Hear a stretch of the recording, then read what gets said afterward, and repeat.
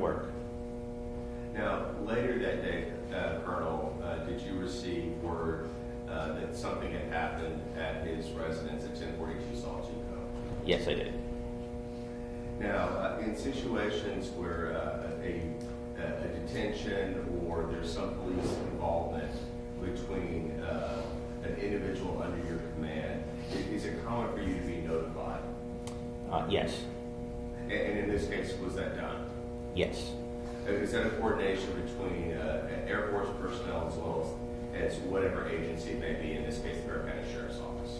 Yes, there's coordination that has to happen to get the word to me, figure out who his commander is, and make that happen. Yes. Now Colonel, when something like that happens, what are your duties in terms of somebody under your command?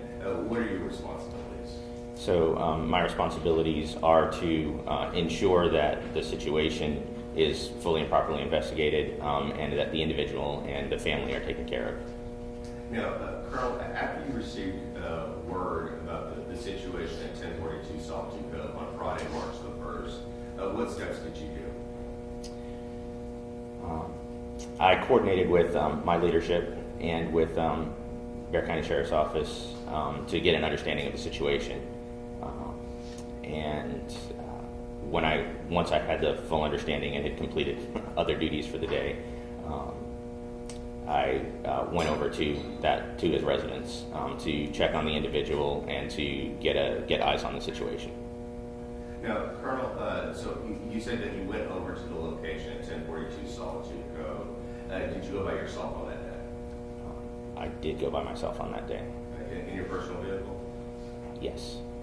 Do you recall roughly what time of day you arrived at the residence?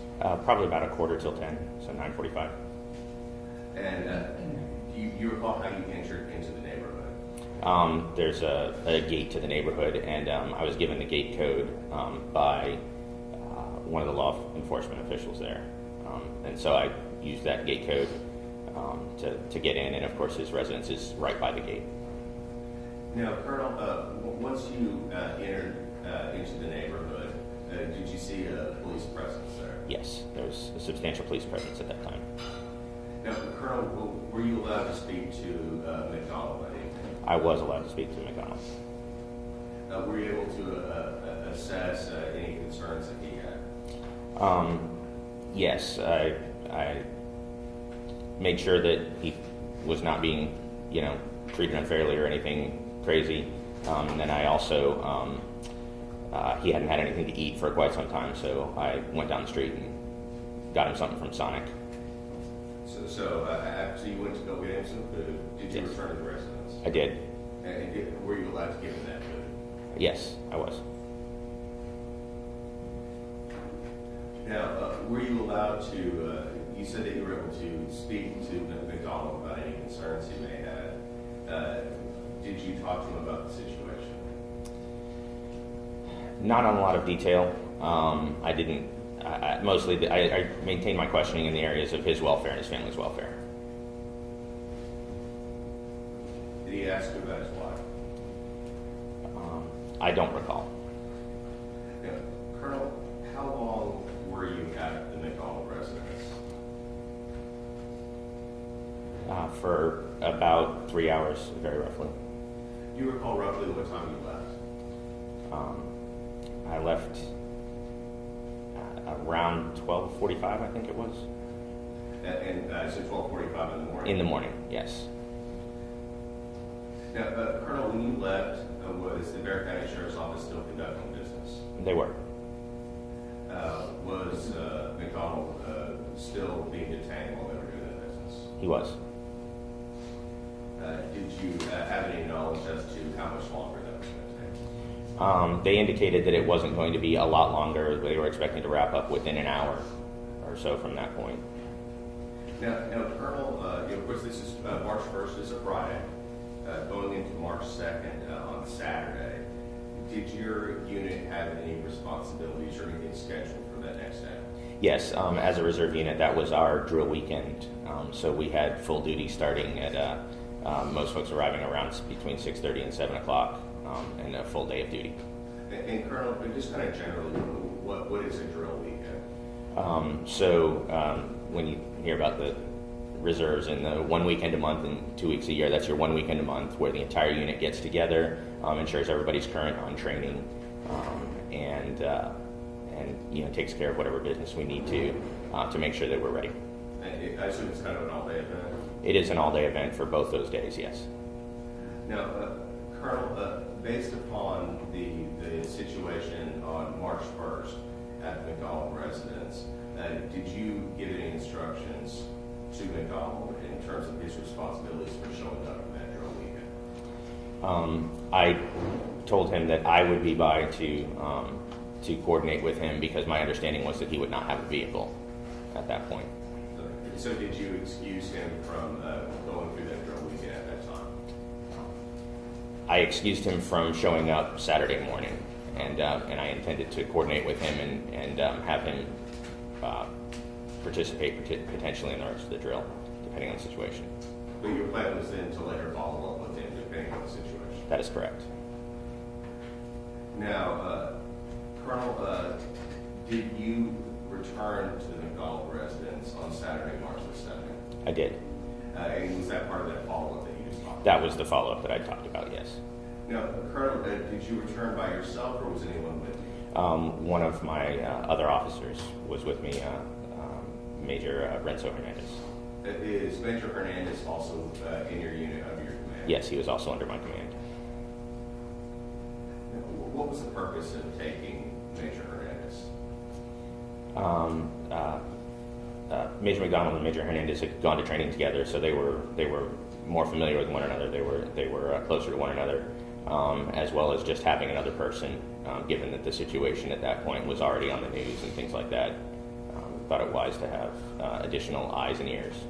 No, Colonel, I assume you had responsibilities during that training that began at 6:30 in the morning on Saturday, correct? Correct. So what time were you able to come to the McDonald residence on Saturday, March 2nd? I believe we arrived there just before noon.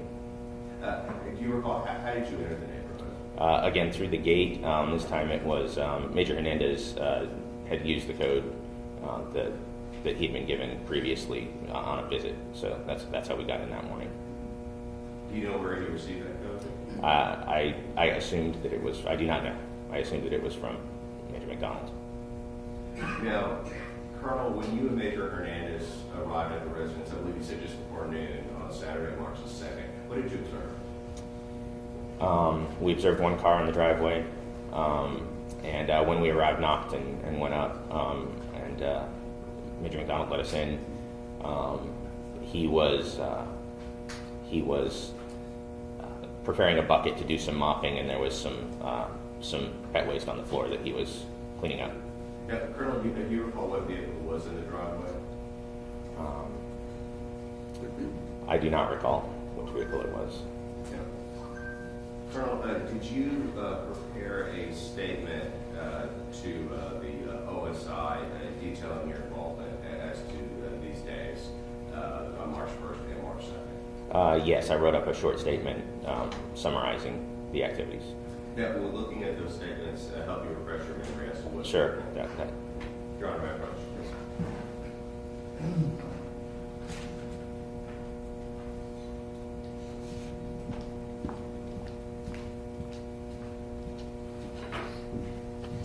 Okay, Colonel, I'm handing you two separate emails. Are those emails that you sent to OSI, your short statements that you had referenced, detailing your involvement on those 2 days? It appears to be yes. And Colonel, if at any time you need to refresh your memory, certainly feel free to look at it. Just don't read out loud from it. Okay.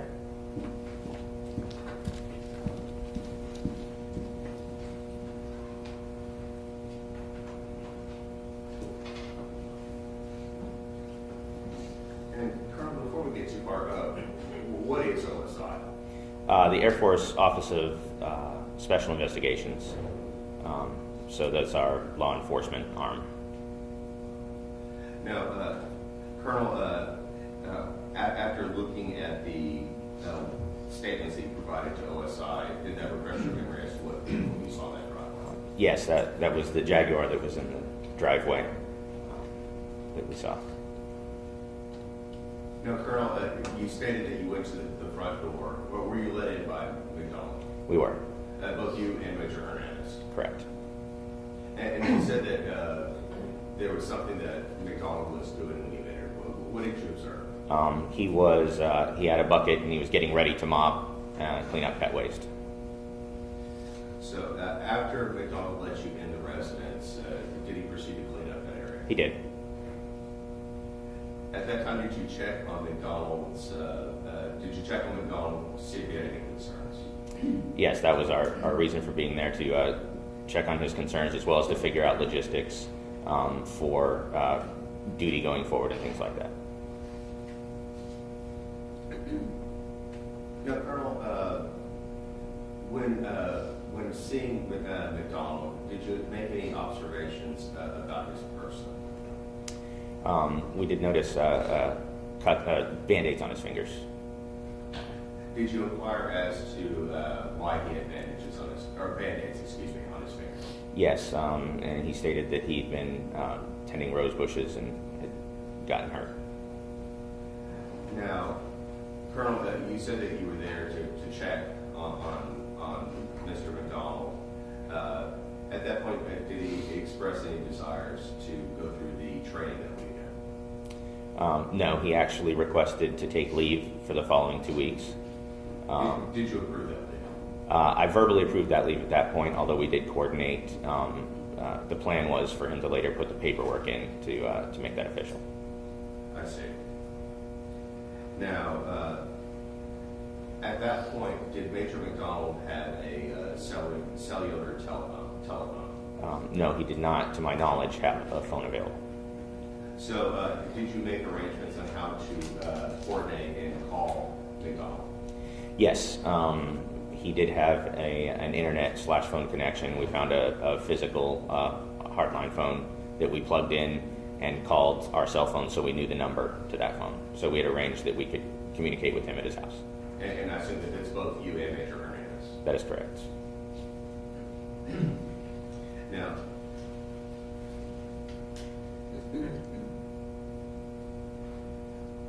Major, was there any coordination? You said that his cell phone was no longer present, at least to your knowledge. Did he have internet access at the house?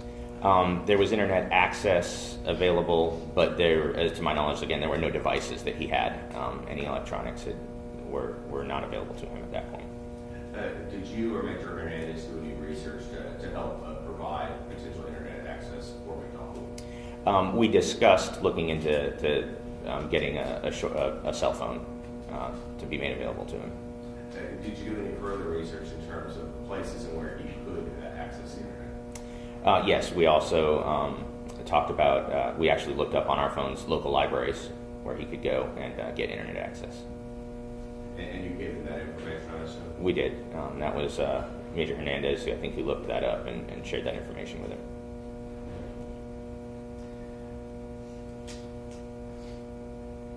Now, Major, during this time frame that you were speaking to McDonald, did he ever ask about his wife? I don't recall if he did, not to my knowledge, not to my remembrance. How would you characterize his demeanor when speaking to him? His demeanor was calm and level, as it generally was. Under the circumstances, did you find that peculiar? I found it potentially peculiar. By mirror imaging, I thought that I would probably be bouncing off the walls type of. But I did consider that it was possibly within the range of how one might react in that kind of a situation, to be more insular rather than active. No, Major, I'm sorry, Colonel. I may have been mistaken. When you spoke to McDonald, did he also indicate that some family may be coming in from out of town? Yes, he had indicated that he had plans for family to come in from out of town, and that was part of the justification or the rationale for the leave and things like that. Did you speak to him to kind of help potentially coordinate any of those plans? At that point, I didn't do a lot of coordination because he still had a vehicle, and so he had plans to take care of that situation. So it really, my coordination at that point focused on ensuring that we got the leave paperwork done later and everything. Now, Colonel, previously you had stated that that you were surprised to see any vehicles at the house with the Jaguar in the front and the front driveway. Did you ask McDonald about any other vehicles at the house? I think we did end up, I don't recall, I left there with the understanding that he had the Jaguar as well as the Porsche in the garage still at the house. Did he express to you that the Porsche was in the garage?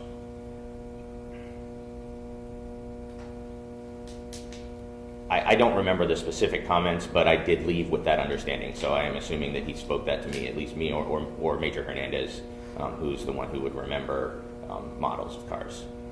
So it was your understanding there were two vehicles? Yes. Now, Colonel, you said that you were around McDonald for, I believe you said around 3 hours or so on Friday night. Yes. And you were able to speak to him and see him. Yes. Now, on Saturday, March the 2nd, you see now that he has Band-Aids on his hands. Colonel, did you notice Band-Aids on his hands on Friday, March 1st? I did not. Now, approximately how long did you stay at the McDonald residence on Saturday? About 45 minutes. And at that time, after checking on McDonald, giving him the information that he had requested, did you and Major Hernandez then leave the residence? We did. Now, you said that you were about 45 minutes, so at this point are we talking 12:40, 12:45 in the afternoon roughly? That is correct. Now, Colonel, after you left, did you receive a phone call from McDonald? We did. I don't remember if it was on my phone or Major Hernandez's phone. And but you and Major Hernandez were together in your vehicle? That is correct. Now, when speaking to McDonald during this phone call, did he ask for some information? Yes, he requested information on a repair place for a garage door. Did he express why? He said that he had hit the garage door as he was trying to get out, just didn't wait long enough for it to finish going up and hit the bottom panel on the garage door. Now, Colonel, you said that you had left around 12:40 roughly in the afternoon. Roughly how long after you and Major Hernandez leaving did you receive this phone call from McDonald? It was 10 or 15 minutes. It was not long. Did you and Major Hernandez give this information to McDonald about the garage repair place? Yes, I believe that Major Hernandez looked up a place and gave the information to Major McDonald. No, but Colonel, you were made aware on March 3rd, 2019 that McDonald was arrested for tampering with evidence, correct? Correct. Now, later, when McDonald was still in your unit and still working under you, did he still continue to come and work at the Air Force? After he was released, he did continue some duties. He would come 3 times a week to maintain fitness, and then most of his duties we then covered by telework. We issued him a laptop, which he used from his residence. So he worked remotely for the most part? That is correct. And would come 3 times a week for PT, physical training, that type of thing? Yes.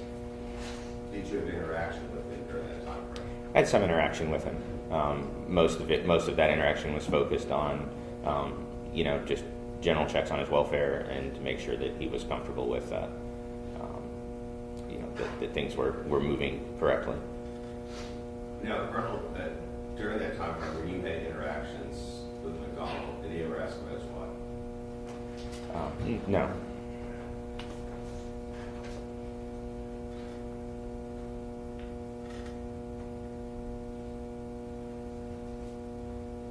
Colonel, are you aware of any participation by McDonald in searches for his wife? I am not aware of any.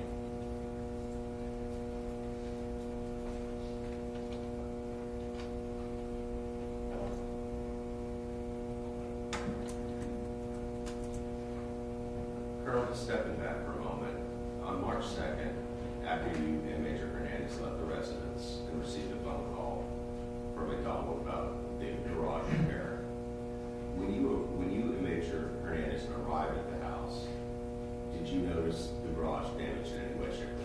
I did not. Neither one of us did, to my knowledge. Your Honor, pass the witness. I will consider copies of the two emails by the Colonel to OSI for defense for any costs.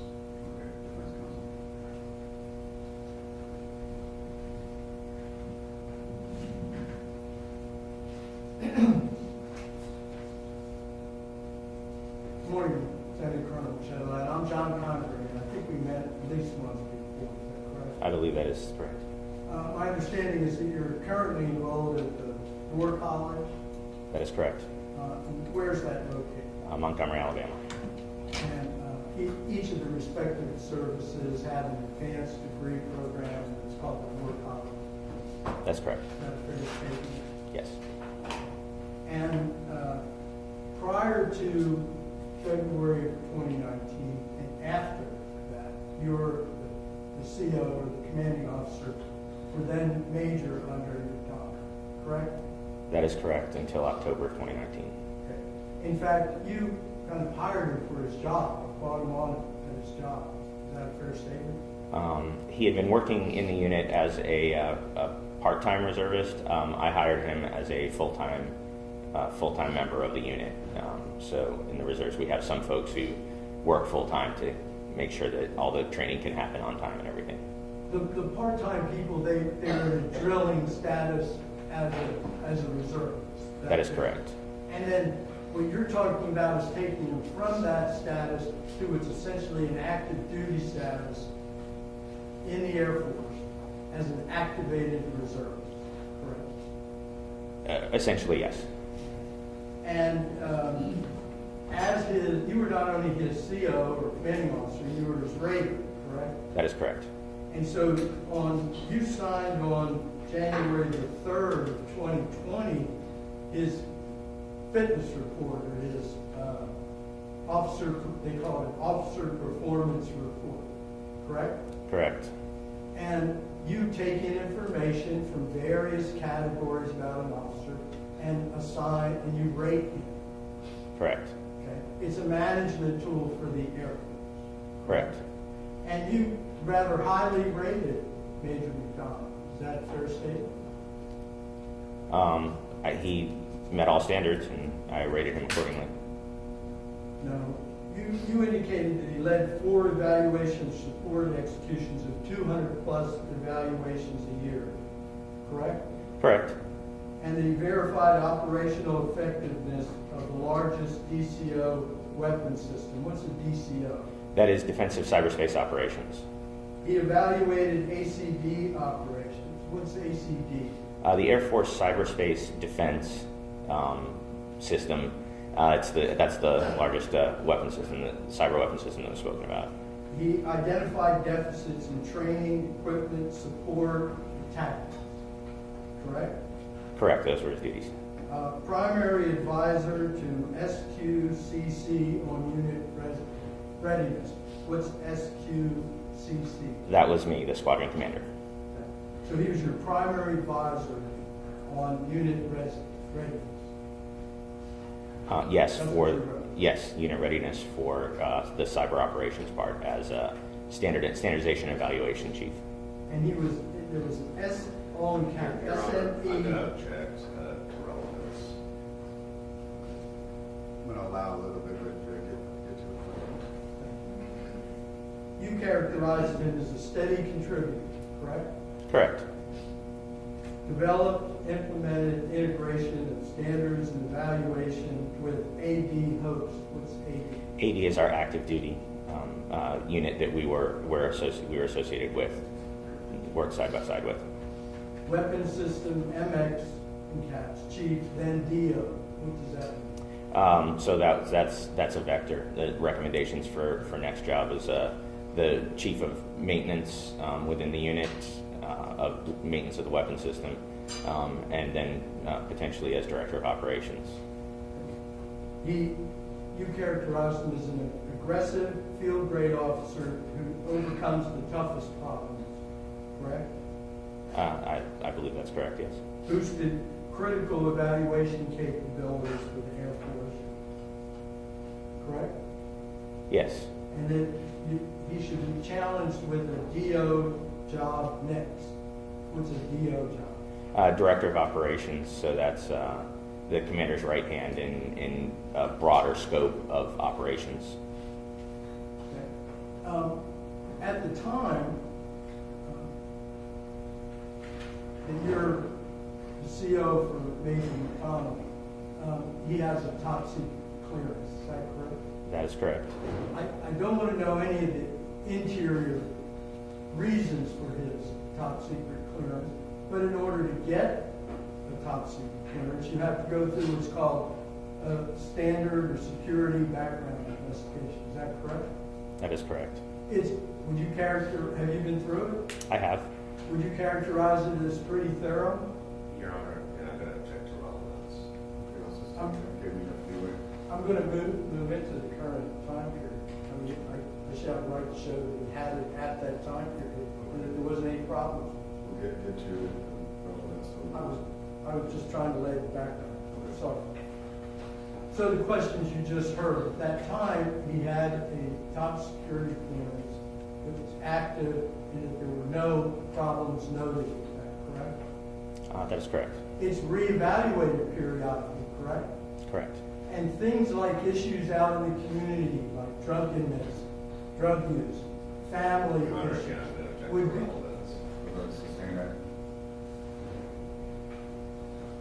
what does the reevaluation consist of? Your Honor, again, I'm going to object to relevance. It's cross-examination. I should be entitled to ask these questions.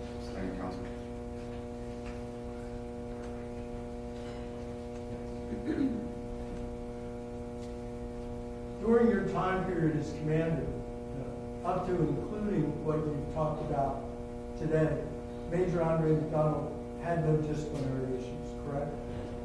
Your Honor, again, I'm going to object to relevance. Can we approach?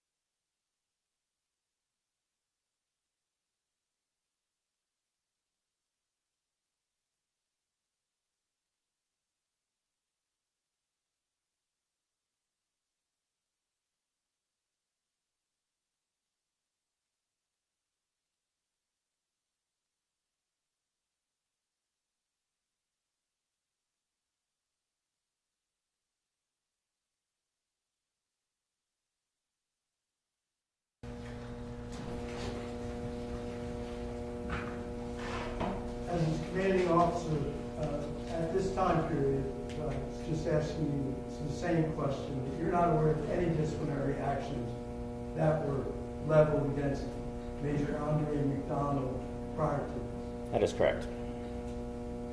testimony.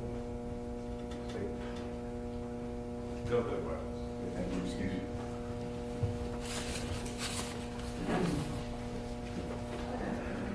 Your Honor, may he be excused to return to work on? You don't even agree.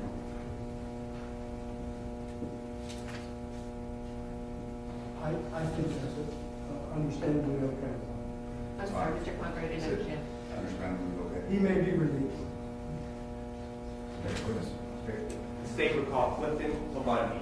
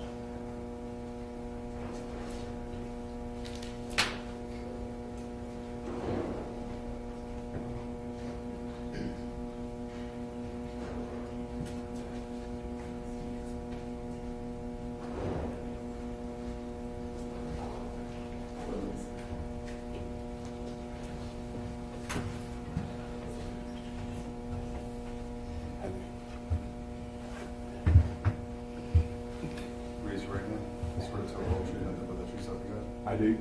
If this microphone needs you, state. Thank you, Judge. Okay. Mr. Kilbundy, Yes. could you spell your first and last name?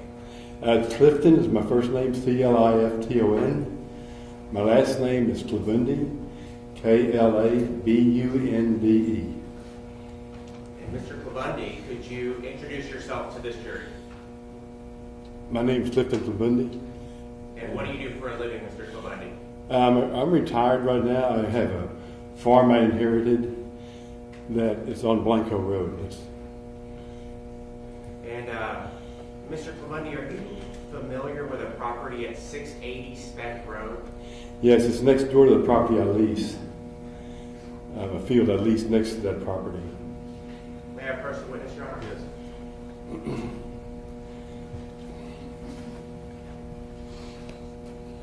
Mr. Kilbundy, I'm going to show you two maps marked States Exhibits 410 and 411.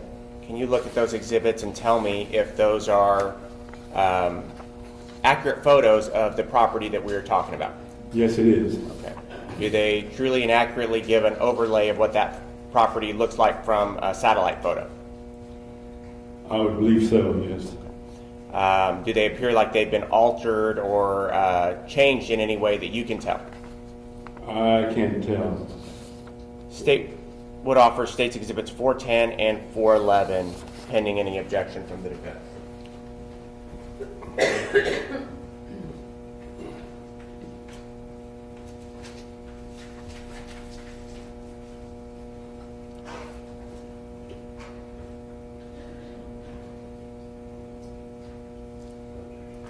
No objection. Permitted, published. Thank you.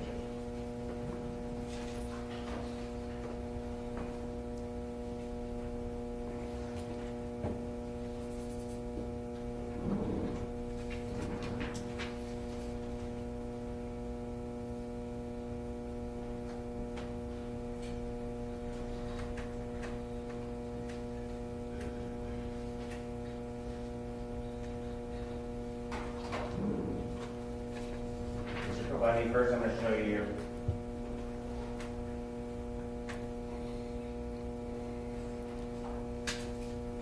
what's been admitted as States Exhibit 410. Is that an overlay of the map of the property we're speaking about? Yes, it is. Okay. And on the left side of the picture, there is a road running from the bottom of the picture to the top. It should be Blanco Road. That's Blanco Road? Yes. And what road is this that runs through the middle of the picture? That's from Blanco Specs Road. I didn't hear your question. Road? What road runs from left to right in the middle of the picture? Specs Road. Okay. And there's some words right here that say 680 West Speck Road. Is that the property that we're speaking about? That's correct.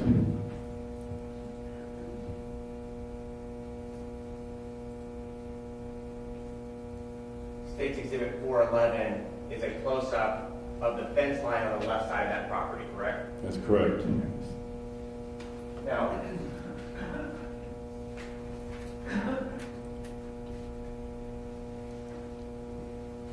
Mr. Kilbundy, you said you're familiar with that property in that area, correct? Yes, I used to live out there. And can you just generally tell the jury where that is in relation to San Antonio and Bexar County? It's North Bexar County, just inside the Bexar County line, across the Seabush Canal County. It's the northern part of the county. And you mentioned on the left side of that picture, that's Blanco Road. The same Blanco Road that comes out of 1604 eventually ends up That right is there. correct, yes. I'm sorry, didn't know. The same Blanco Road that comes out of 1604 is that same Blanco Road that ends up right there, correct? Yes, it is. Mr. Kilbundy, can you just generally describe like kind of how that area is? It's very weedy. That area has not really been worked. It's just a weedy, brushy area. Is it kind of a rural part of Yes, it your town? is. It's very rural. What type of activities are done in those plots that we see there on State's Exhibit 410? Are you talking about this? There's a soccer field further down from there. Sure. And there's a horse farm also. just down the road from there, within less than a quarter mile. Sure. And then on those plots of land that we don't see buildings on, what are they used for? That was a cattle lease. So, Mr. Kabandi, do you know who owns the plot on 680 West Spec Road? Yes, I do. And who is that? It's Warren Schultz. And back in July of 2019, did you have a reason to be on that plot? Only reason I was on that plot because a friend of mine had leased the property for a number of years, and he had some livestock on that property, and two cows were struck. We don't know what happened, but they had about a year and a half before all this, they were laying on the brush line, that fence line. A friend of mine wanted me to go down and retrieve those heads, and that's when I went down to retrieve those heads is when I discovered the remains. You said, so you were there on July 11th of 2019, you were going to recover a cow head, correct? That's correct. And what would be the reason you were recovering a cow head? The friend of mine used to lease the property. He had a friend that wanted to, they use them for yard decorations, and he wanted me to get that for for his friend. And I had gotten permission from Warren Schultz to enter his property. And how long, on July 11th of 2019, when you were out there, how long approximately do you know that that cow had been out there? Well over a year, maybe a year and a half. Did you go out there on foot? No, previously than that I saw several rattlesnakes out there, so I took my small tractor and went out there to pick up those cow heads. And as I drove out there, like there's a very weedy area, but where I found the remains was right in front of the articles I was trying to pick up the cow's head. So tell the jury you're on your tractor, and do you know exactly where the cow bones are? I knew about the vicinity, about where it was at, because like I said, it was very weedy and brushy there. And that's what I was originally looking for, the cow's head. But before I found the cow's head is when I saw the remains there. And when you saw the remains, what was the thing that you saw that made you realize that wasn't a cow? Well, the first thing I saw was a skull. And so I called the owner up and told him what I discovered, and he came down, and then right after we called the sheriff's department. Did y'all touch or disturb any of the No, things y'all saw? we didn't get close to it. May I approach you?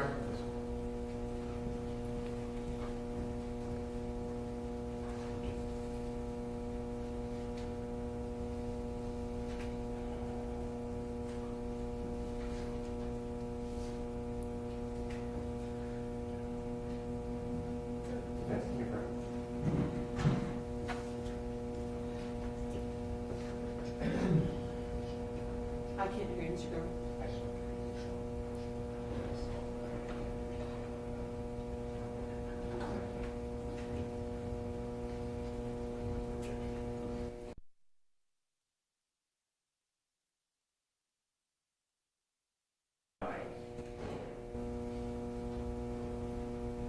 Is that what you happened across? Yes, sir, it is.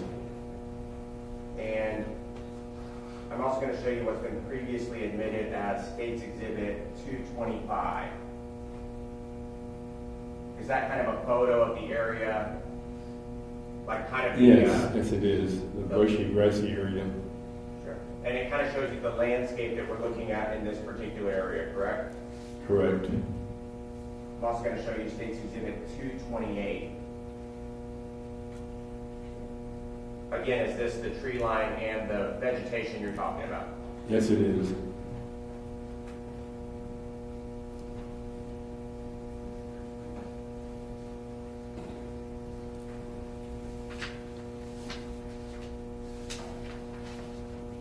Now, Mr. Kilbundy, the area where you spotted the human remains, it's not far from the road, correct?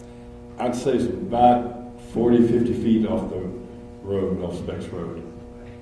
Are there things about the vegetation or the landscape there, though, that make it difficult to see? Yes, there's a weedy area, and I said the weeds were anywhere from at least a couple of feet tall, so there's no way you can visibly see anything from Specs Road. Were you able to see these things from some distance, or did you only see them once you got closer up to I them? only saw them when I got close up to it. This happened in July of 2019 when you found this. Would those weeds, or would there still be that type of vegetation during, say, February or March? They just stay dried up and they stay standing, yes. At that time, was the landowner cutting the grass during the winter or anything? There's of no that disturbance around the area. And Mr. Kobani, you're familiar with that area. Can you tell me a little bit about back in 2019, how active an area is that, let's say in the middle of the night? It's very rural. There's very little traffic at night in that area. Is there much light out there? There's no light out there. In the middle of the night, is there going to be a lot of through traffic, I guess? Like I said, it's rural and there's very little traffic that road at night.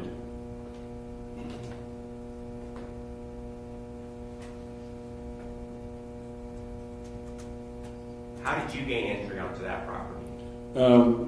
I used to lease that property years ago, and I have a gate that goes from one leased property to the other, and I was able to.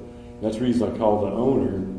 We'd go and he knew those cow's heads were there, so he gave me permission to go down through the gate. I had access to that part of the property because he keeps the gate locked on Specs Road. So the gate off the Spec Road is locked.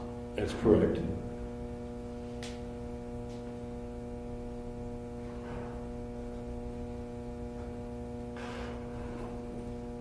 Thank you, sir. I'll pass the witness. Good morning, Mr. Good Clement. morning. I'm John Hunter. I represent Andreen, McDonald. I have Uh-huh. a couple of questions for you. Okay. You were talking about the condition of the property in the winter versus the summer. Yes. And I gather that a lot of the brush does just stay up, It even just- though it's exactly. dried up, right? Yes. But fair to say there's less vegetation in the wintertime than there is in the summer. Well, the weeds stay there. They just go dormant. Right. But I mean, their leaves fall off. Yeah, on the fence line, yes. Okay. I want to ask you a couple of questions about just the general layout. In 2019, the gate to this property was somewhere over on this side, the east side of the property? On Specs Road, yes. Okay. Correct. And you found the body, is this the fence line or is this the fence line? It's that fence line where you're at right now. Where my finger is, that's That is correct. the edge of the property? Yes. Okay. So you found the body somewhere? Right about there. Right about there. Exactly, I'm yes. sorry, you're all talking over each other. I'm sorry. One at a time. Okay. You found the body somewhere right about there? That's correct. Okay, so it's not very far from the road. Okay. And this fence line keeps running, is it Musebach Creek that runs? Moisebach Creek is correct. It runs somewhat south of here, but still on the property? Yes, Okay, so this map only shows the sort of front part of the property. exactly. And it's about 50 acres. I think it is 50 acres. And since it's been divided in half, Exactly. right? Right. And there's a new gate much closer to where the body was found? That's correct. Okay. This fence that lines Spec Road, that barbed wire hasn't been well maintained, has it? No, but it's still a 3 to 4 foot fence. Four strips of barbed wire, That's correct. but they're kind of wobbly, right? Not very. No, it's, Okay. And you said you were out looking for 2 cow skulls that day? that's correct. So one of the cow remains was over right by where you Exactly. found the body, right? And then further down, What about there? where there's another more one. brush and Exactly. vegetation, there was another cow skull. Exactly. It was right in the I'm fence sorry line. for y'all talking over each other. I'm so sorry. Okay, we're having a good conversation, Mr. Clevandi, but the reporter can't keep Okay, up. I understand. So, further down, there was a whole, another complete cow skeleton, right? That's correct. And there's even more brush and vegetation here, correct? Yes, And when you head towards Musebach Creek, there's even more vegetation. that's correct. I guess because the creek feeds all that stuff. Okay. No further questions. Just briefly, Mr. Kabandi, the area where this is, are there people who are actively walking the property during this time period? I mean, Not that I'm aware of. No further questions, right? One last one, Your Honor. Mr. Klobandi, I know that you've been out to this property in all manner and variety of conditions and over many seasons, but in 2019, do you recall when the last time that you had been out to the property was before the time when this all occurred in July? I would say at least a couple of years. Okay, so you hadn't seen the condition of it specifically that late winter? No, sir. Okay, I'll pass the witness. No further questions, Your Honor. Okay, thank you, excuse me.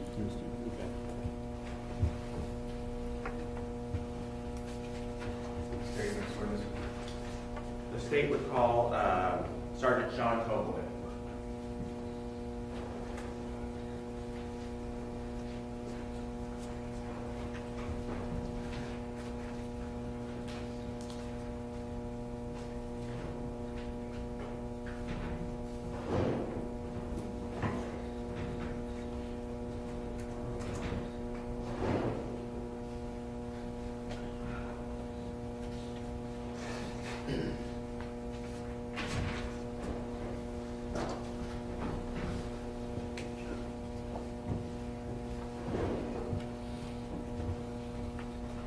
Raise your right hand, swear to tell the whole truth, nothing but the truth, so help you God. I do. Sergeant Tobelman, you testified earlier this week, correct? Yes, sir. Could you briefly just say hello to the jury again? Hi, my name's Sean Tobelman, S-H-A-W-N. I'm a sergeant with Bear County Sheriff's Office Investigations Division.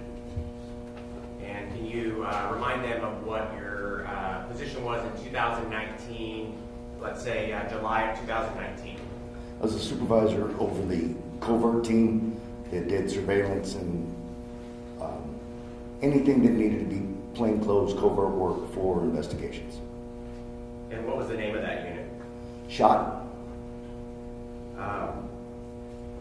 Was that unit that you supervised tasked on July 13th of 2019 with executing an arrest warrant for the offensive murder on Andre McDonald?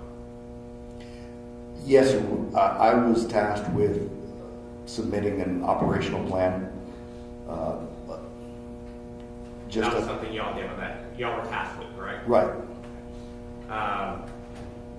And do you remember the street that that address was on?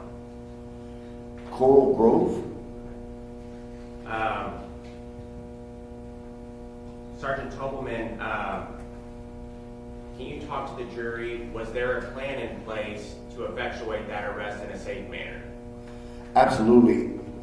Any arrest like this, there's thought process in given to what's safest for the community, for the officers, and for the person we're going to arrest. We try to execute the warrant in a manner which creates no harm and is the safest for everyone.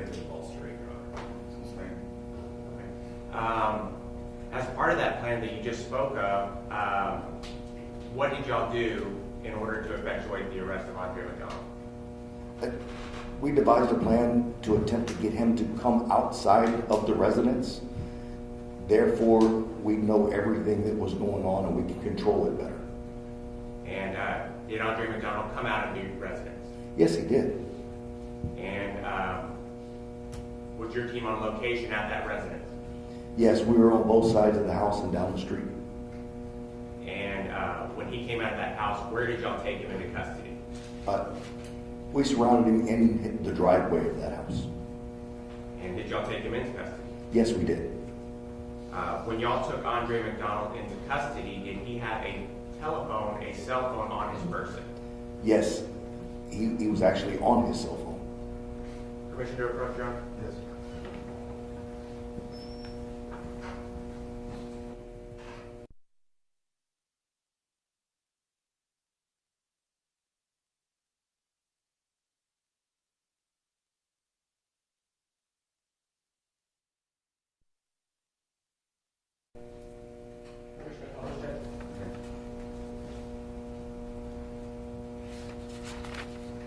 Sergeant Tobleman, I'm showing you State's Exhibit 348. Is that a photo from that day? That is And you said that he was on his telephone when y'all took him into custody. correct. Was that phone collected from Andre McDonald? Yes, it was. And would that have been passed on to the Bexar County CSI unit? Right. They were around the corner and we handed it off to them immediately.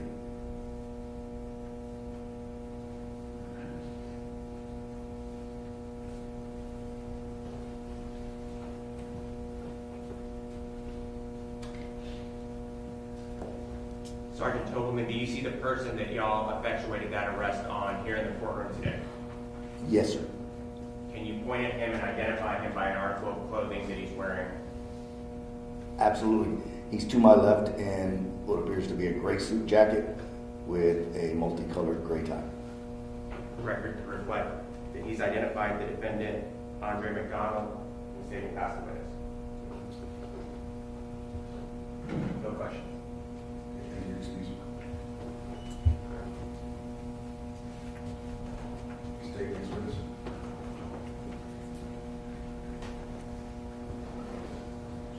Your Honor, the state calls Dr. Kimberly Molina.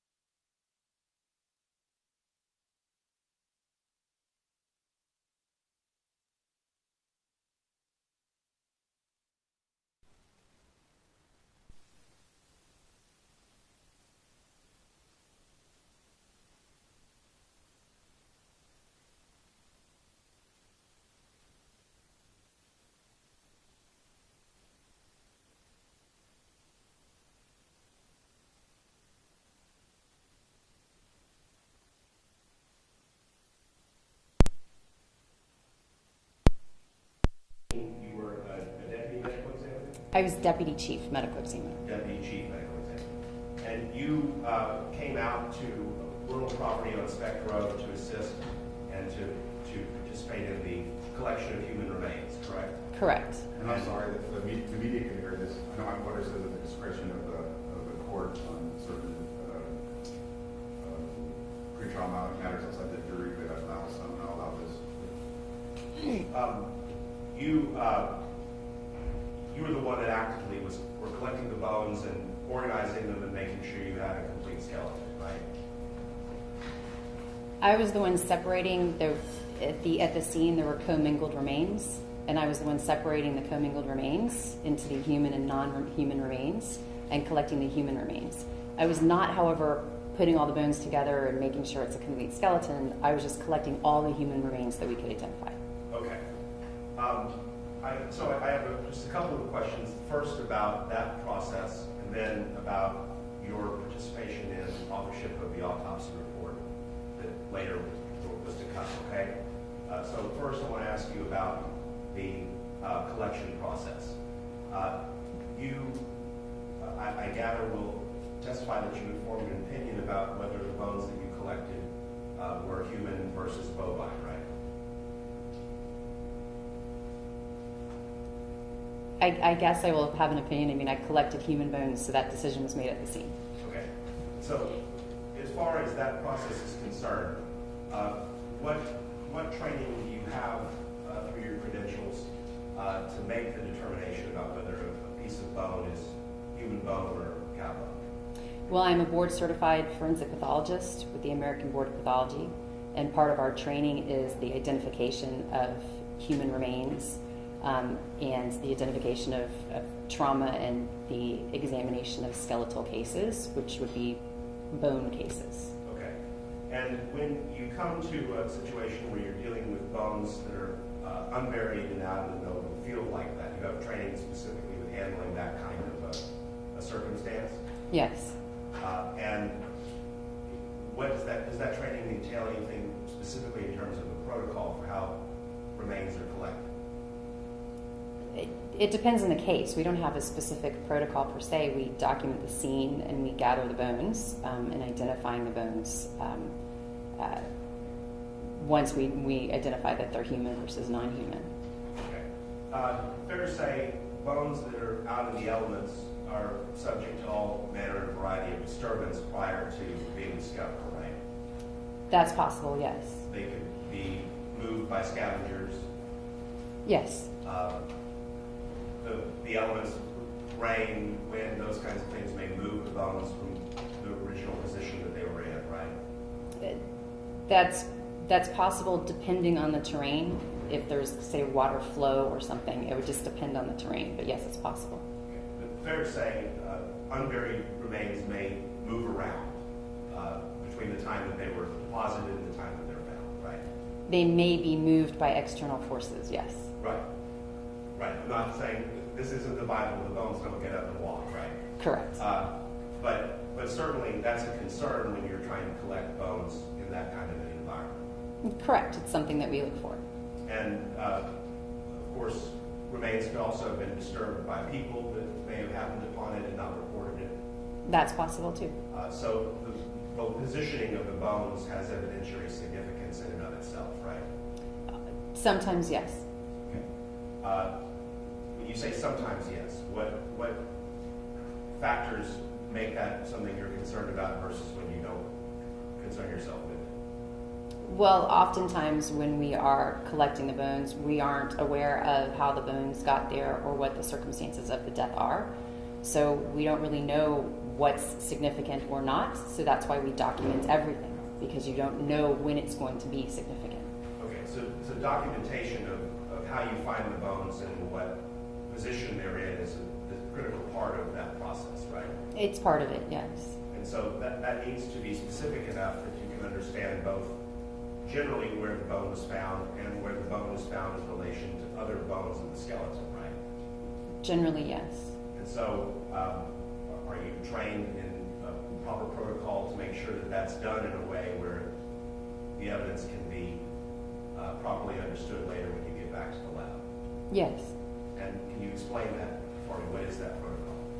Again, it depends on the case, but again, if bones are separated, then you'd want to document where the bones are found in the area, from the separated bones to the main bones to the anatomic position of the bones. Again, it depends on how you're excavating, and quite honestly, if you're excavating, are the bones buried, are the bones on the surface? So it just depends. I couldn't go through an entire protocol because it is case dependent. Okay, well, let's focus more on this case then, so we can have a little bit better context. These bones were found in an overgrown field, right? They were found in a field, yes. And they're intermixed with other animal bones, correct? Intermixed with animal bones, yes. And some of the bones are very prominent, and other bones are kind of harder to see when you just look at the scene from, if you're just coming upon it and you look, some of the bones are more obvious and stand out than others, right?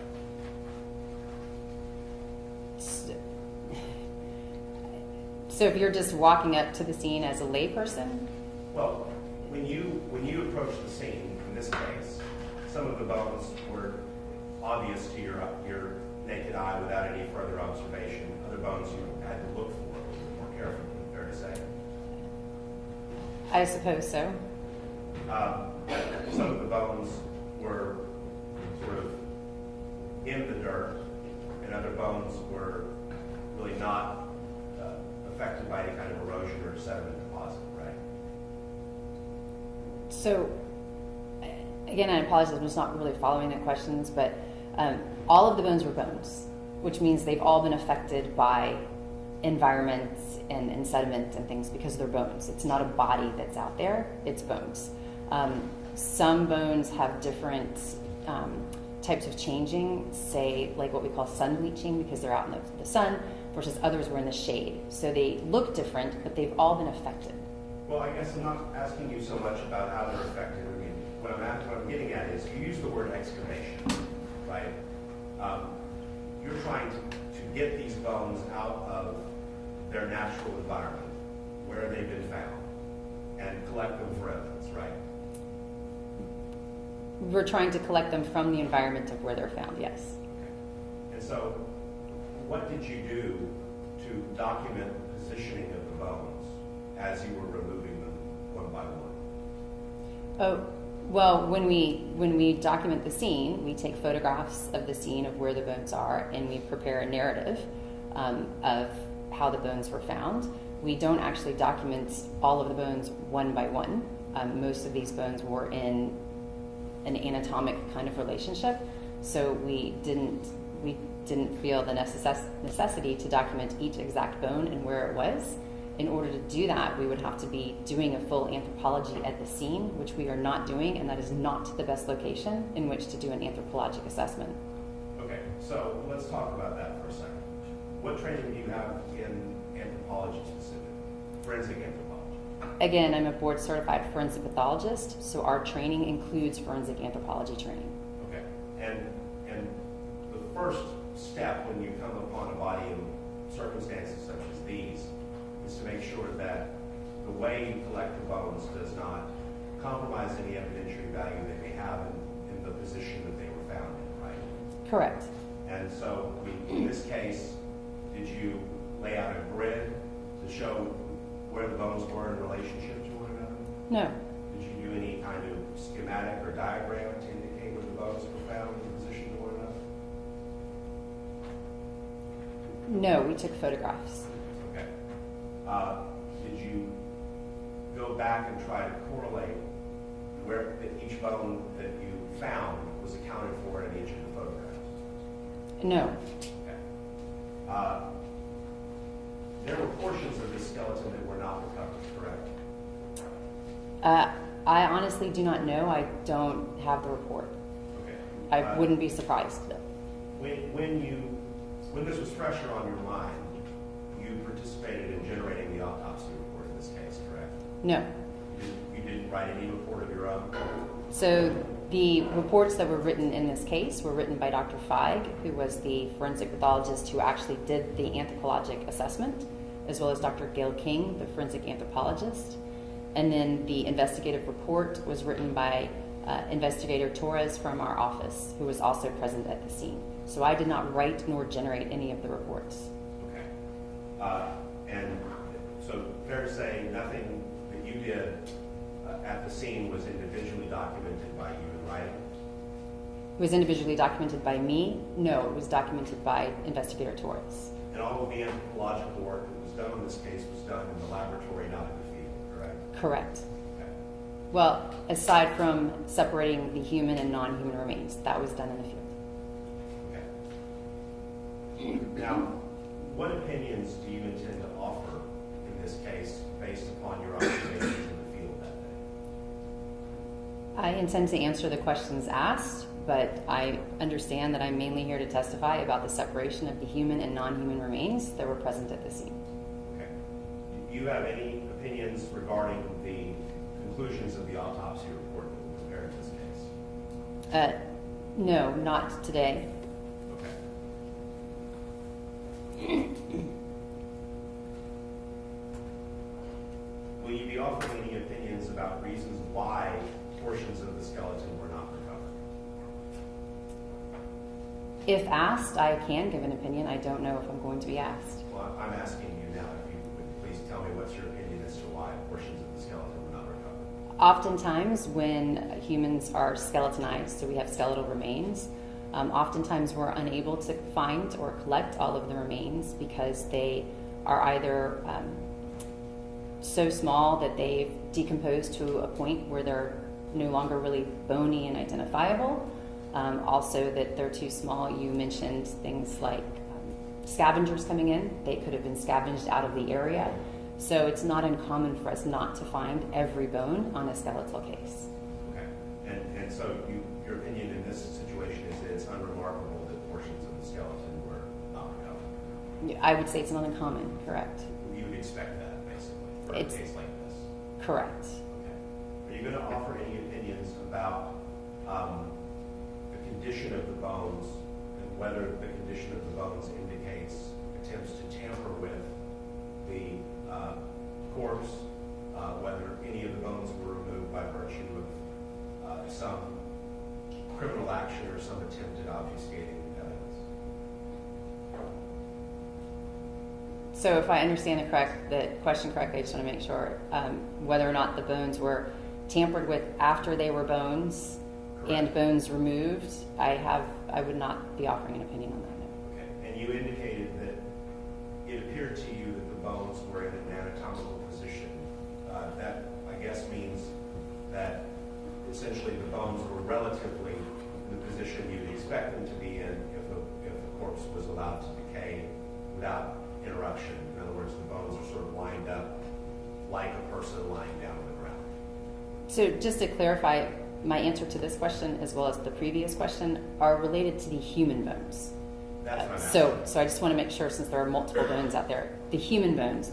Is the human bones in this case relatively anatomic? I mean, there is some, it's not perfectly laid out like we would lay out a skeleton, but they're relatively anatomic, meaning the head is at the top of the area, the legs are at the bottom of the area, so it's relatively anatomic, yes. But is there some mixing of bones, which can sometimes happen, again, for all the reasons we've already discussed? Yes. Your Honor, based on that, I'm not going to offer a 702 challenge to the witness's testimony. That's fine. Just read the reasons.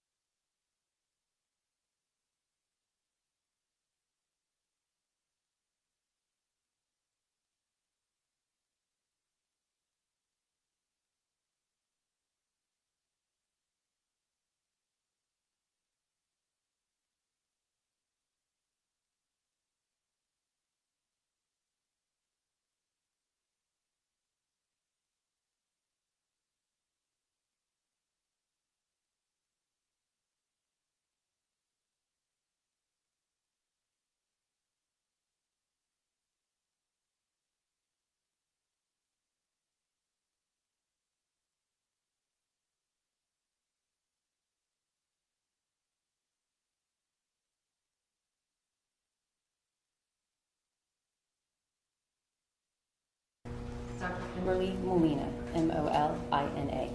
You swear to tell the whole truth, nothing but the truth, so help you God? Okay, go ahead. Thank you, Your Honor. Good morning, Doctor. Good morning. Could you please introduce yourself to the jury? Just tell them briefly who you are and what you do. Yes, my name is Dr. Kimberly Molina, and I am the Chief Medical Examiner at the Bexar County Medical Examiner's Office. The Medical Examiner's Office is tasked with investigating certain types of deaths. We are tasked by law, and mainly we investigate non-natural or unknown deaths. And how long have you worked in the role as the Chief Medical Examiner at the Bexar County Medical Examiner's Office? I have been chief since July of 2020 to 2020. And before, I guess, is that a promotion? Depends on how you look at it. Essentially, you're the boss right now, right? Yes. And so before you became the chief in July of 2020, what was your role with the Medical Examiner's Office? Previous to becoming chief, I was deputy chief medical examiner from 2007 to 2020. And then prior to that, I was a deputy medical examiner. I've been with the office almost 20 years. And so just give the jury a little background about what sort of training that you have to undergo, what your education and experience is to even become a medical examiner in the first place. So I attended and graduated from the University of Texas at Austin with a degree in mathematics. I then attended and graduated from the University of Texas Health Science Center Medical School here in San Antonio. I completed an internship in family medicine at the University of Arkansas in Fort Smith, Arkansas. I then returned to San Antonio to complete my training in anatomic, clinical, and forensic pathology. I am board certified by the American Board of Pathology in anatomic, clinical, and forensic pathology. And so, I think we all kind of understand moving through the world like what a doctor does, right? We see doctors, we have doctors.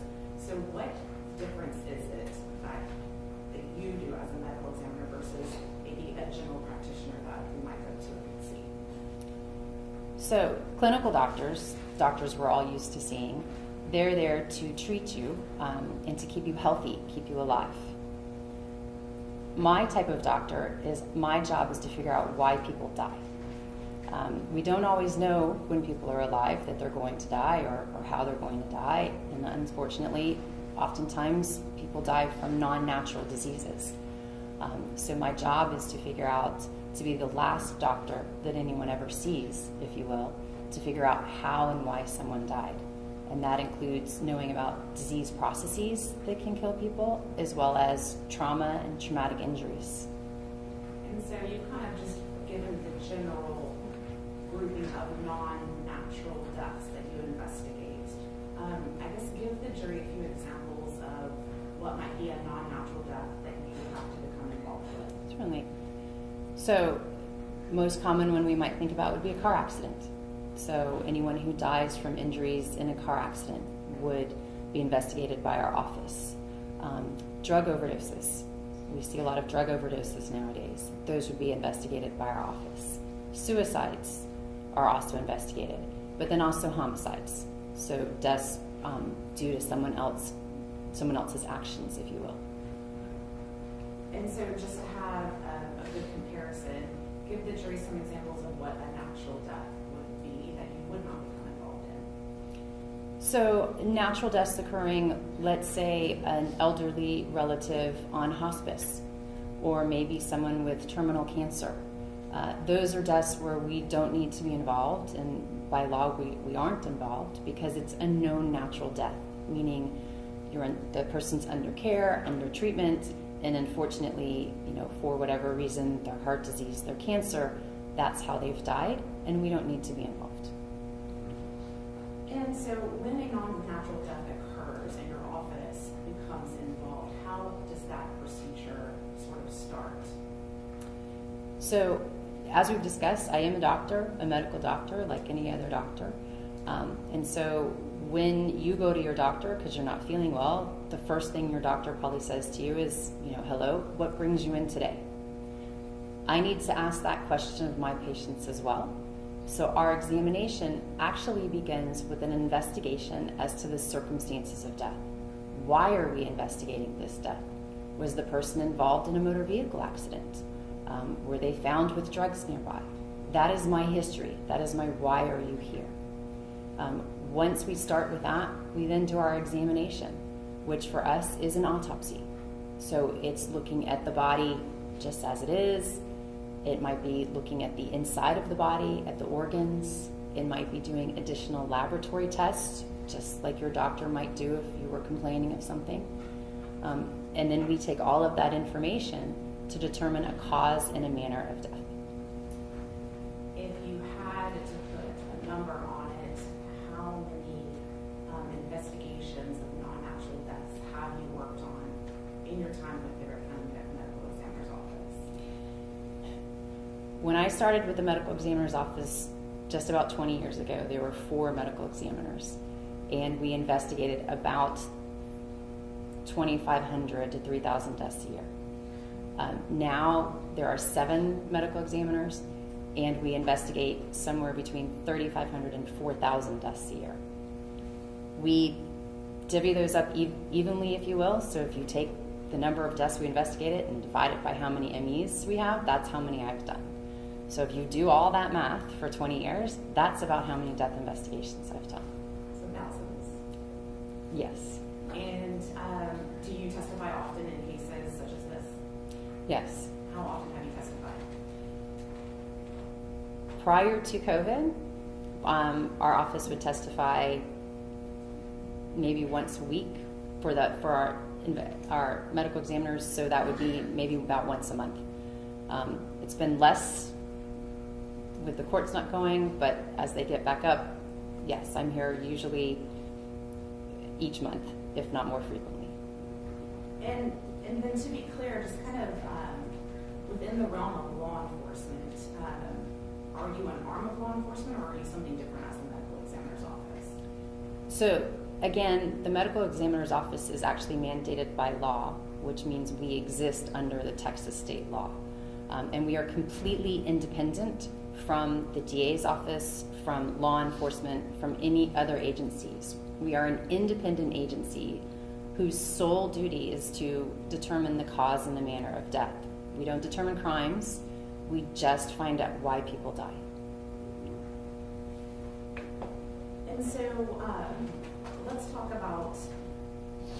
just kind of get to the case over here to talk about today. So in July of 2019, you were working in your capacity as the Deputy Chief Medical Examiner, is that right? Correct. And so specifically on July 13th of 2019, were you contacted by a law enforcement agency?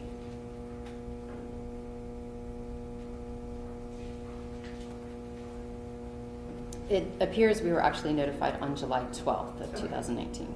Okay, and that's, yeah, and so July 12th, you were contacted. What time was it when you were contacted? It appears our office was notified approximately 11:08 in the morning. On the 13th or on the 12th? On the 12th.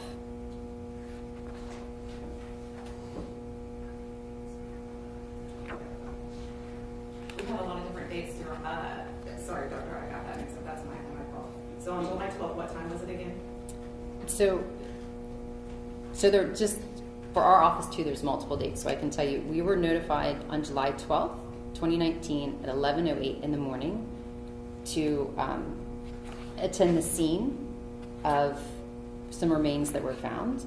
But it looks like we were first notified of the remains on July 11th at, it's 19:30, so 7:30 in the evening. So first notification evening, but then the next day further follow-up. Correct.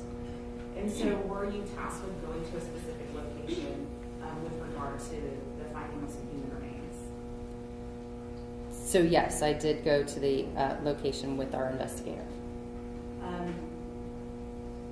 And so I guess, what information did you have, if any, going into the scene about what you might be tasked with, what your job or roles might be once you get to the location? So at the time of the report, we were told that there were some potential human remains found and that they were commingled with animal remains. Our investigators are also trained to go and investigate human remains and to collect those remains. However, our investigators cannot make the determination between human and non-human.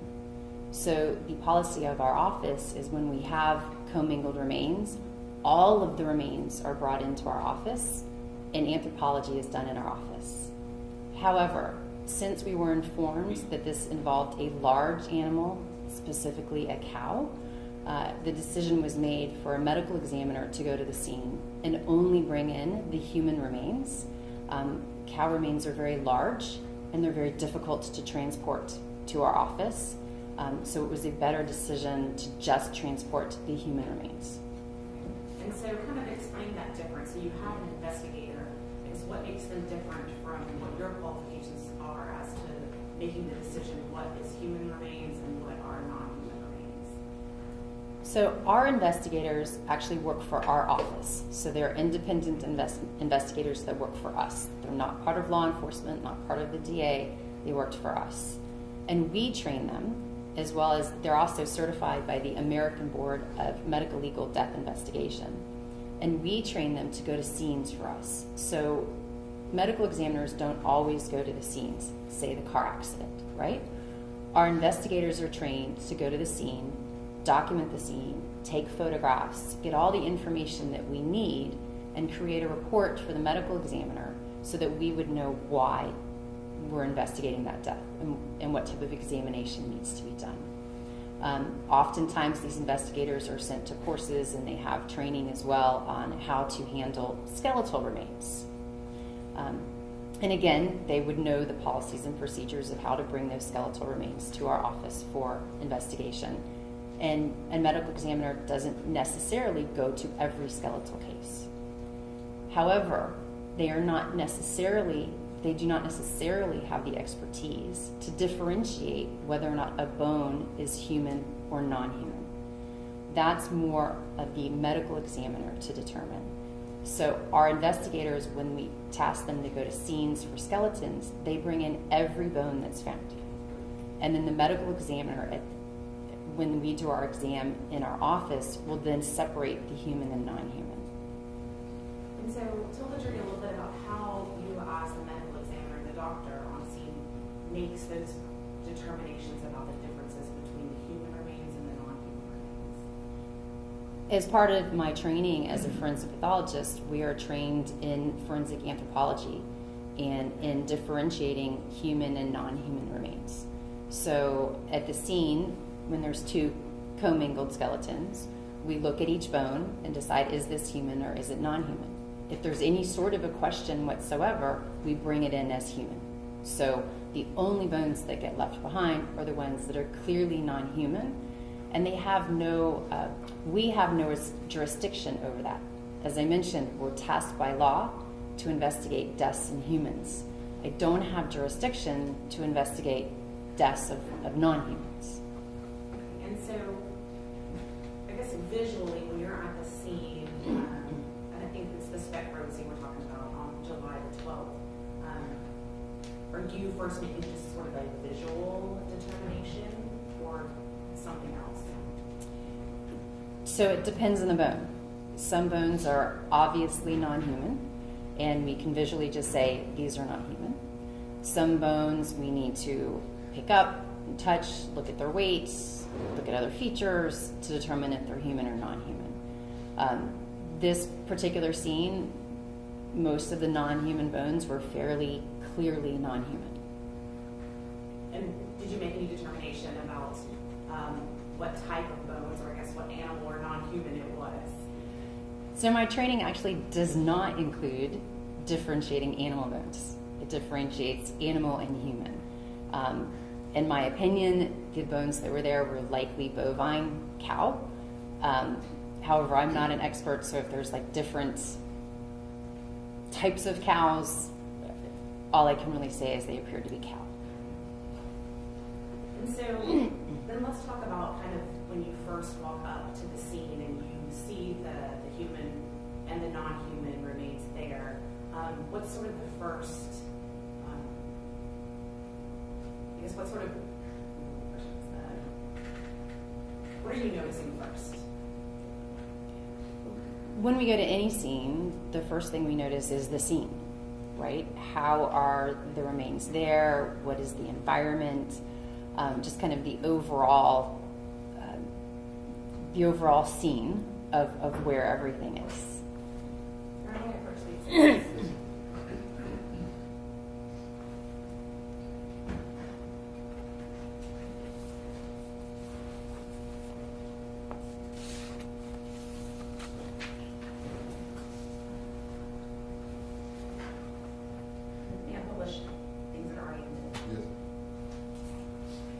I'm showing you what has already been admitted into evidence as State's Exhibit 228.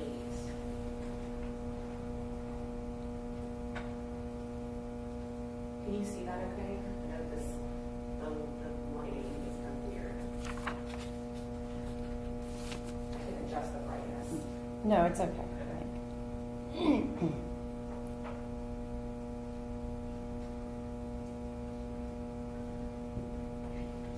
So is this sort of a fair representation in State's Exhibit 228 as to the location of the human remains and the non-human remains as you initially walked up to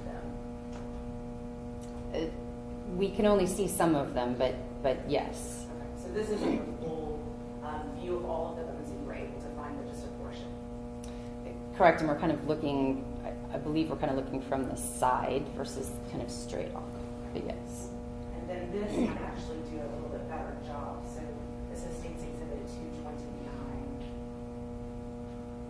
Can you see that okay? Yes. Okay, so just going to describe for the jury, in your role as the medical examiner on scene, what are you notating when you first come across these remains? Well, just from this photo and how we can see that some of the human remains are sort of out in the sun, if you will, and that appears to be the head, and then on closer examination will be some of the torso is out in the sun. I don't know if you can appreciate there's kind of a log going across, that's a tree line, and so some of the remains are actually going to be in the shade in that tree line. So we see human remains kind of out front, a tree trunk kind of across in the tree line, and then there's human remains on the other side as well, kind of laid out, if you will, from head at the front that you, I think, can appreciate that there's a skull, and then the legs and the feet are in the tree line. So that's what I mentioned before about kind of roughly an anatomic position where the head and the feet are opposite ends.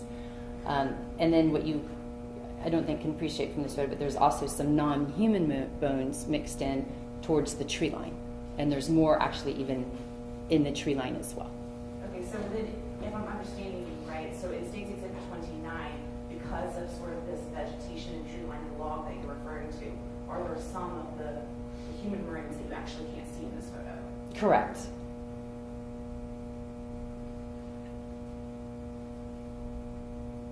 And I think this kind of might be a different view. So State's Exhibit 32, getting a little bit closer. Is this kind of that same log that we just previously looked at, just from a different angle, kind of more above the angle? Yes, and we're seeing the remains that we talked about that were kind of outside of the tree line, and we see that log, and then there's remains on the other side of the tree line. We're just seeing those remains a little bit closer now, so you can clearly make out the skull and some other bones. And so are there some human remains in State's Exhibit 32 that you cannot visually see in this photo? Well, yes, there's some past the log, so to the right. There's also, small bones underneath that you probably, you're not seeing all of the bones, but you're seeing the majority. And then just a different perspective, State's Exhibit 230, is this just kind of an up-close portion of that tree line that you were talking about? Yes, and we're seeing some bones in there. And are there any, I guess, to your eye, non-human remains depicted in State's Exhibit 230? Yes. what can you see that's non-human?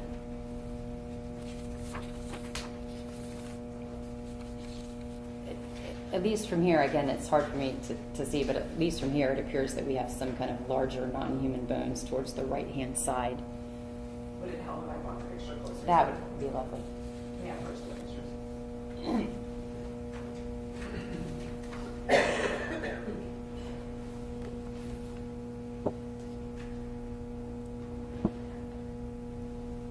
So yes, I agree. Several of these bones are non-human. We have what appears to be kind of maybe a cow skull there, and these bones in here are also non-human.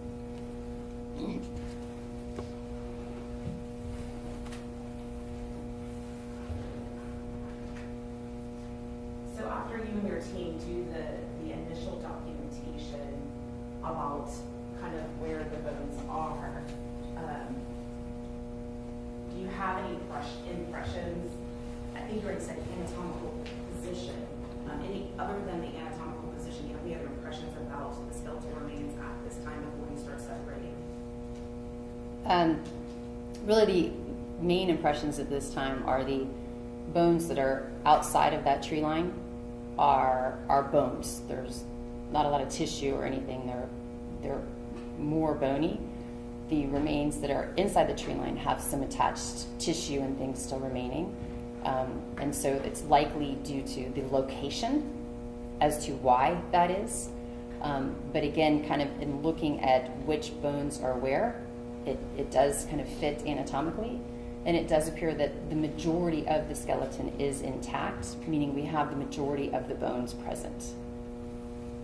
And I think you said that there were some portions of the bones that you found that did maybe that weren't completely affected. They had some tissue maybe on them still. Correct. And which bones did you find that maybe still had some tissue on them? That would be the leg bones. So the legs are in that tree line, and those are the ones that still had some tissue. Yeah, first pictures.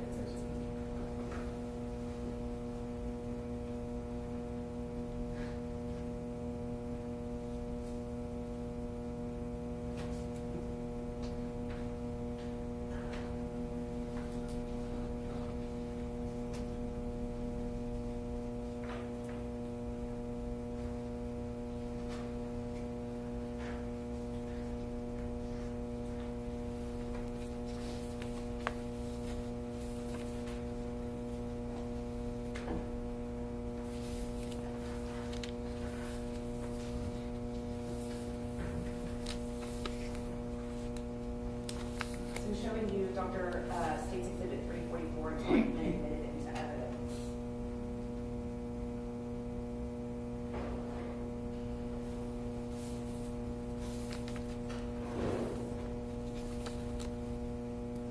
And so does State's Exhibit 344 show kind of what you were just describing for the jury? Yes, this is a foot and leg bones kind of all still attached because they have some tissue still present. And where did you actually find this femur bone that's depicted in State's Exhibit 344?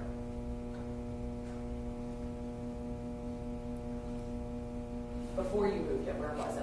No, I'm just looking because I'm not really sure that the femur is in the picture. It looks like we have the tibia and to be correct, these bones were found in the tree line, so on the other side of the log. And please correct me. Okay, so the lower leg bones, for lack of a better word, you found them in the tree line. Correct.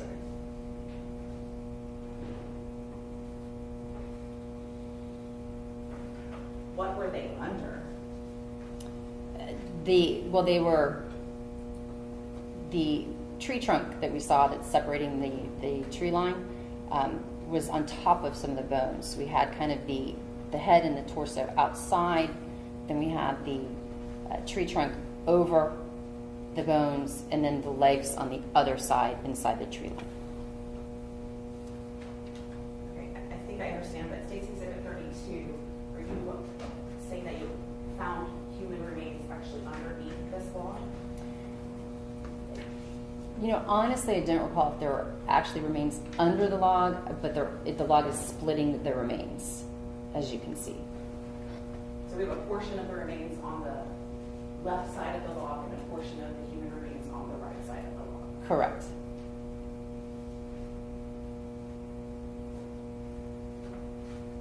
All right, so then let's start to get into your collection process. Just describe briefly for the jury what your collection and separation process was at the scene. So again, we were there to collect the non-human remains.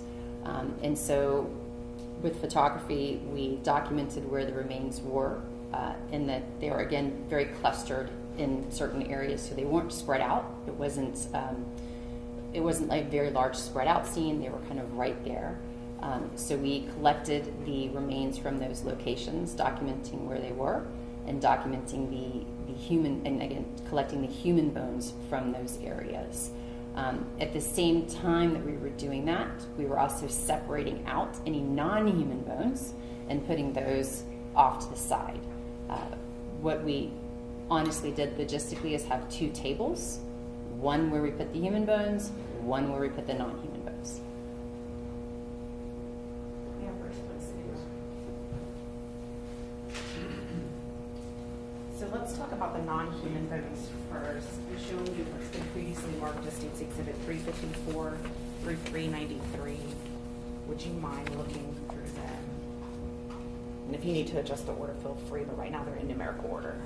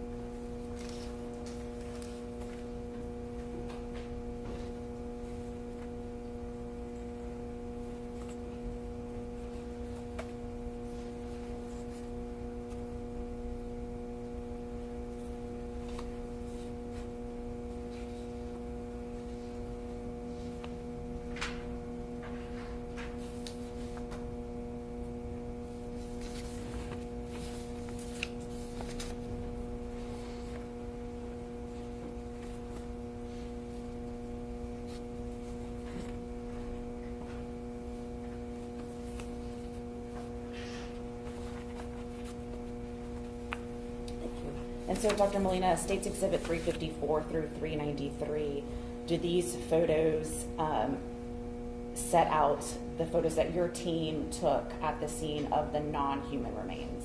Yes. And do they accurately depict what you found that day? Yes. State moves to admit 354 to 393.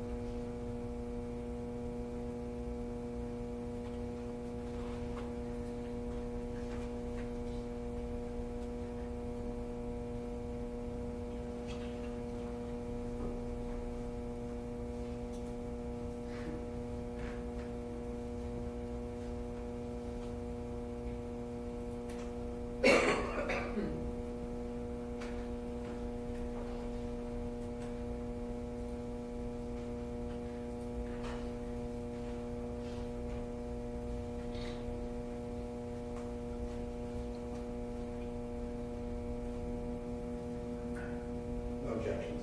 Good, very good.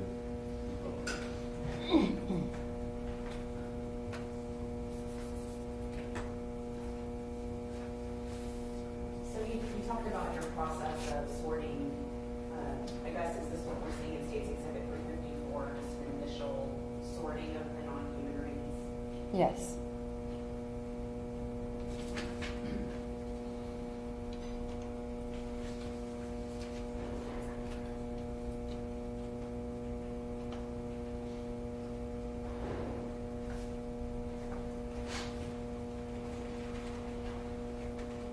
And so then it looks like a few of the pictures, for example, in 355, it's just a closer up of a different portion of States Exhibit 354. Is that a fair representation of what the jury's seeing here? Likely, yes.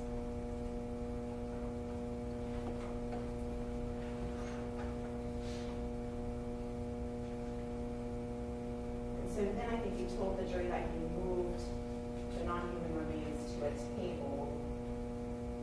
Is that a portion of what we're seeing here in States 361? Yes. And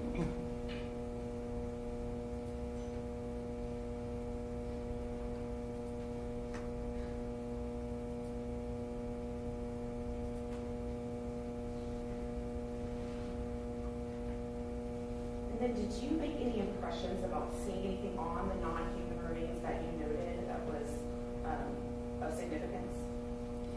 I did notate that on some of the non-human remains, there were focal areas, small areas of charring or burning, such that it appeared there had been a fire around those remains at some point. Can we see an example of that black charring in States Exhibit 378? Yes.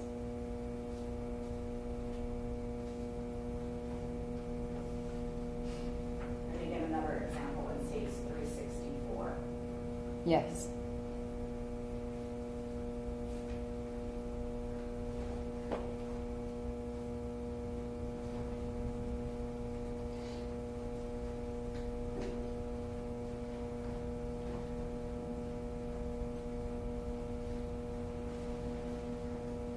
Right, so now let's move on to the non-human remains. The human remains. Did you go through that same process and procedure, kind of what we saw here, or did you do it a little bit differently? Relatively the same process. I mean, we documented where the remains were and then collected them. May I approach?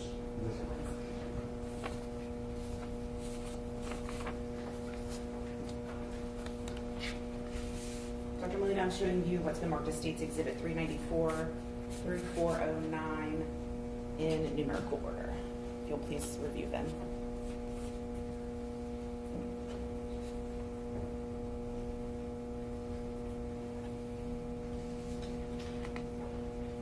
And if I have the direction wrong, just let me know.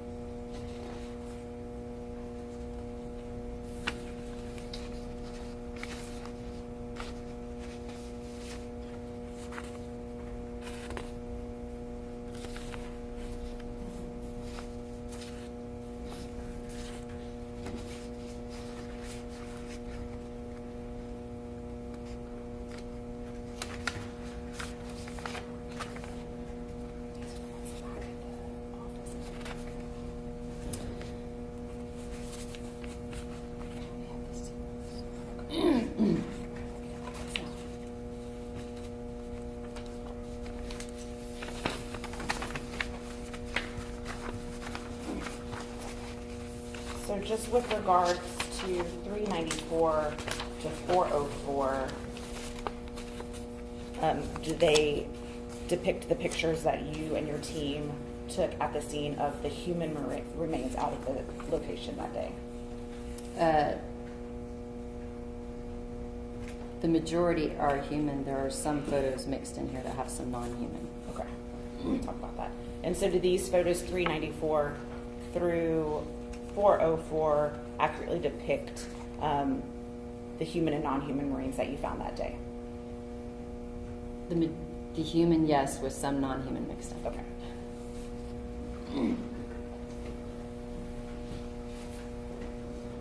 State moves to admit 394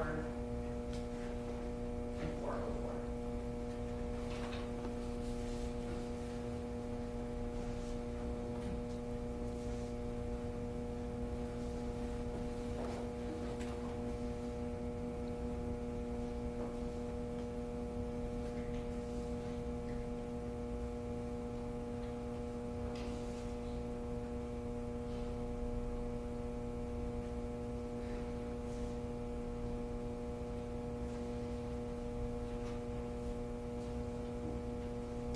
Your Honor, I would just object under 403 that it's cumulative of evidence already admitted, and that there's been testimony that establishes there's no independent evidentiary value to these photographs over the ones that have already been admitted. Objective denied.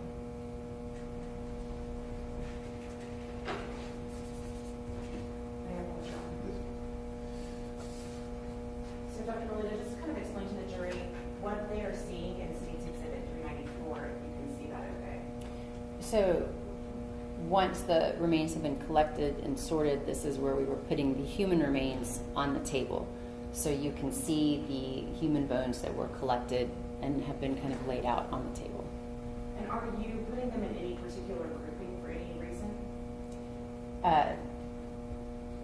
So to make things easier on the anthropology that's going to be done in the office, they are grouped by kind of bone type. We put the vertebral bodies together, the long bones of the arms together, the ribs are together, the skull. I was trying to help the forensic pathologist who was going to have to do the exam in the office. And so is that kind of what you're describing here in 395, just a similar grouping of kind of keeping similar bones together? Yes, and what we're also doing here is making sure we're not missing bones or we don't have extra bones, right? So we need to know, is this one individual versus multiple individuals? We don't have extra bones. But also when we're searching, we want to make sure that we've found as many bones as we can. So we want to make sure we have 2 humerus bones, 2 ulna bones. And so we're pairing them to make sure that we don't leave anything behind. And did you make a determination as to whether there was one human individual or multiple human individuals? Yes, these remains are consistent with one individual.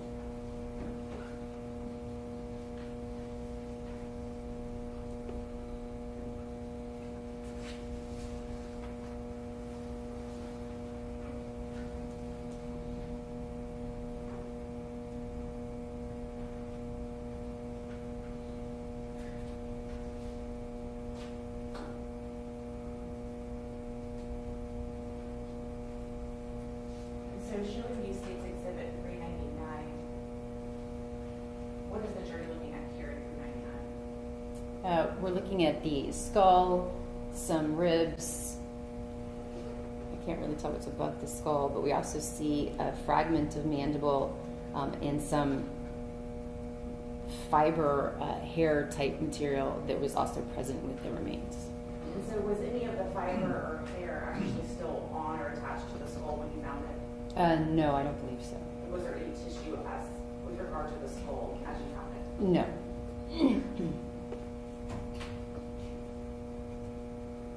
So in State's Exhibit 401, what is the jury looking at in State's Exhibit 401? So this is the other side of the table where we can now see that we recovered the leg bones. There's some rib and other bones there as well. We see the other portion of the mandible, but we can see that the leg bones have that tissue and are actually still held together with the feet and the leg bones kind of in anatomic position, if you will.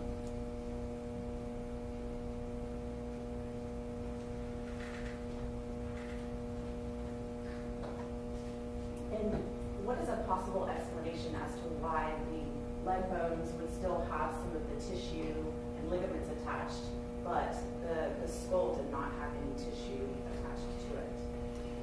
Well, as we saw with that tree line, we saw that where the area where the skull and the arm bones and rib bones were, that was in full sun, whereas the legs are under the tree line in the shade, right? And so there's all sorts of different environmental factors that determine how quickly remains will decompose or break down. The sun or heat being one of those factors. So the fact that some of the remains were in full sun and the heat and more kind of readily exposed, if you will, that tissue is going to break down faster than the remains that are in the shade and maybe a little more protected from the elements.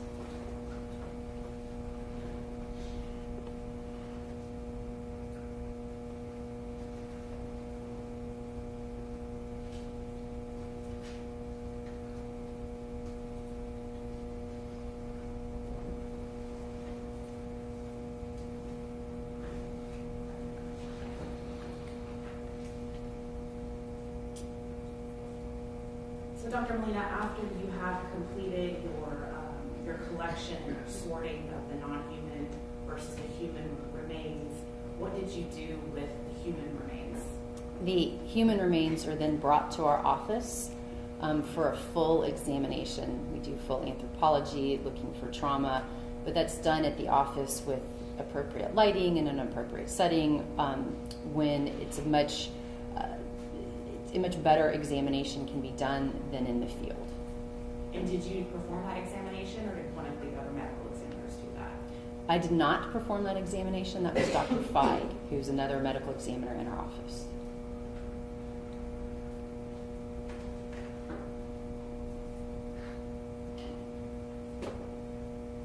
And were you a part of making the identification as to who was the human remains that you found?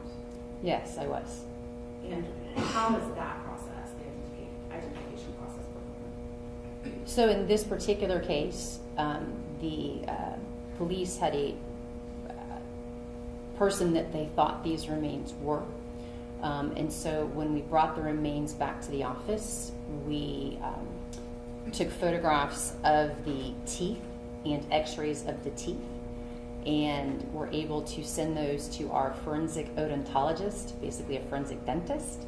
And we already had the x-rays, what we call the antemortem x-rays, so dental x-rays taken in life of the person the police thought the remains were. I'm going to object to your saying confrontation. Your Honor, confrontation doesn't apply, it's not testimonial, and she is an expert witness, she can rely on your statement of her opinions.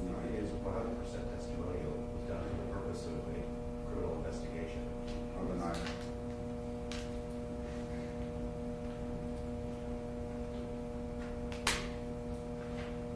I forgot where we were. I think you were just explaining the identification process. So I was involved in that once we got the remains back to the office, I oversaw our technician taking the photographs and the x-rays to send to our consultant, the forensic odontologist, who could then make the comparison and identify the remains.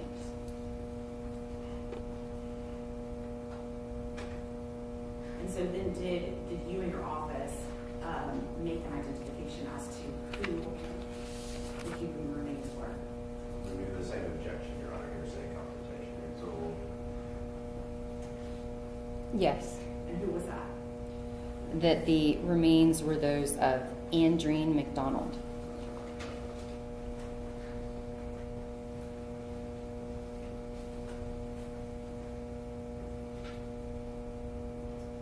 And I guess with regard to your responsibilities with Andreen McDonald's body, did they kind of end there? Yes, once we oversaw the identification process, then Dr. Feig did the examination the next day.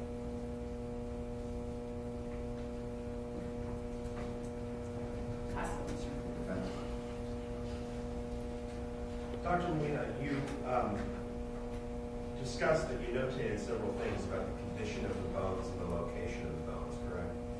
Correct. But you did not offer a report as a result of your work in the field that day in July 2019, right? So the report for that is the investigative report. Right. That was authored by an investigator with your office, not by you, correct? She is the one who wrote the report, and I oversaw and made sure I agreed. Okay. Based on that, though, when we talk about I notated, you didn't prepare anything yourself contemporaneous with what you were doing out in the field, right? Other than working with her to generate the report, no. Talking to her is what caused the report to be written, right? Well, and working with her, I'm not sure. I mean, we were both together at the scene. She wrote up the report. I reviewed the report, added to the report, but she is the author of the report because our system works that one person is the author of the report. You don't have any field notes that you relied upon to generate this report, right? Correct. And the photographs that were admitted today that you testified about were taken by the Bexar County Sheriff's Deputy, correct? No. There was a photographer from your office in addition to the Bexar County Sheriff's Deputy. Correct. You didn't take the photographs yourself. I may have taken some of them. Both Investigator Torres and I were working the scene together, and so we had the camera between us. It's our office, and so I was either directing her to take the photo or I was taking the photo. But those are our photographs. Okay.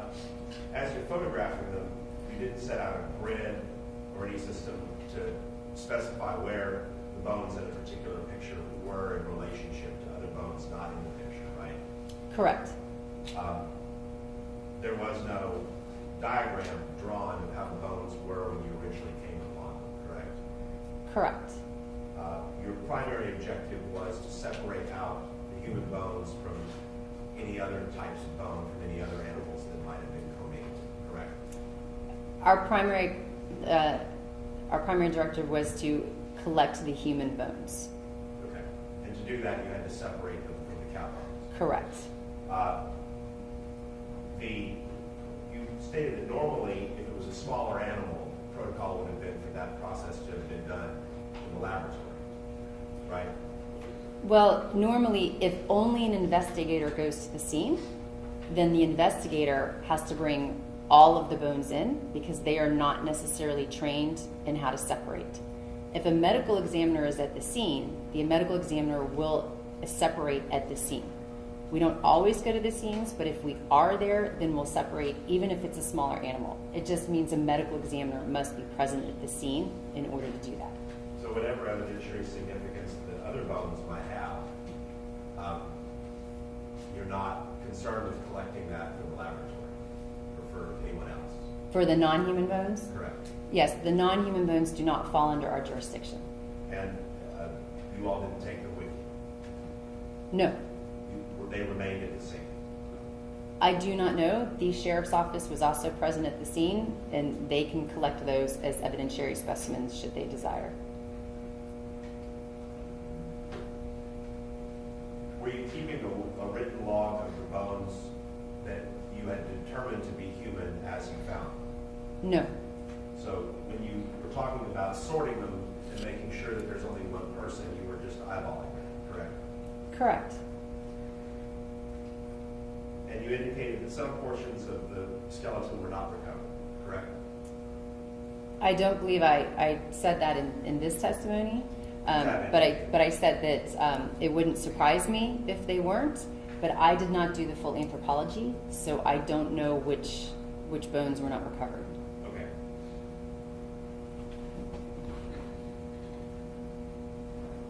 That would have been found out at the laboratory after you all had left Spec Road.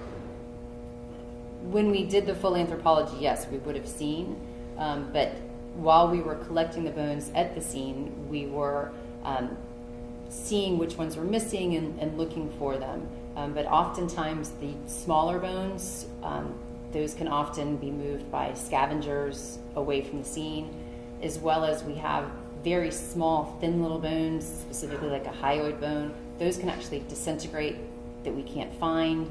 I don't recall if we found those or not, but they would be in the anthropology report of Dr. Feig. And it wouldn't surprise you, a skeleton in this rate of decay, to not have all of the bones. That isn't unusual necessarily. Correct. You indicated that the position of the bones was, I'm trying to recall the exact word you used, anatomically position. Is that fair? In roughly anatomical, yes, and the head was at one end, the feet were at the other. So that tends to suggest, obviously, there's some disturbance, probably scavenging, weathering, etc., but it tends to suggest the bones sort of, they decay without disturbance once they were placed there. Yeah, there's, as you mentioned, there is some disturbance because it's not a perfectly laid out skeleton. But yes, it's kind of minimal disturbance in that it's roughly anatomic. The bones are roughly where they should be. But of course, we did see they were, for lack of a better word, kind of jumbled. So obviously some movement, some weathering, whether it be weather or scavengers or whatever, has occurred. But the majority of the bones are in that location, laid out relatively correctly. Nothing about what you observed in that field that day could give you an indication at that time about when this person died, right? At least specifically. Specifically, no. Generally, yes. I mean, they didn't die the day before, correct. But other than that, I mean, to get to a specific date of when they died, no. Or how they died. Not that I was doing in the field, no. Okay. I'll pass the list. Great. Anything else? Thank you, excuse me.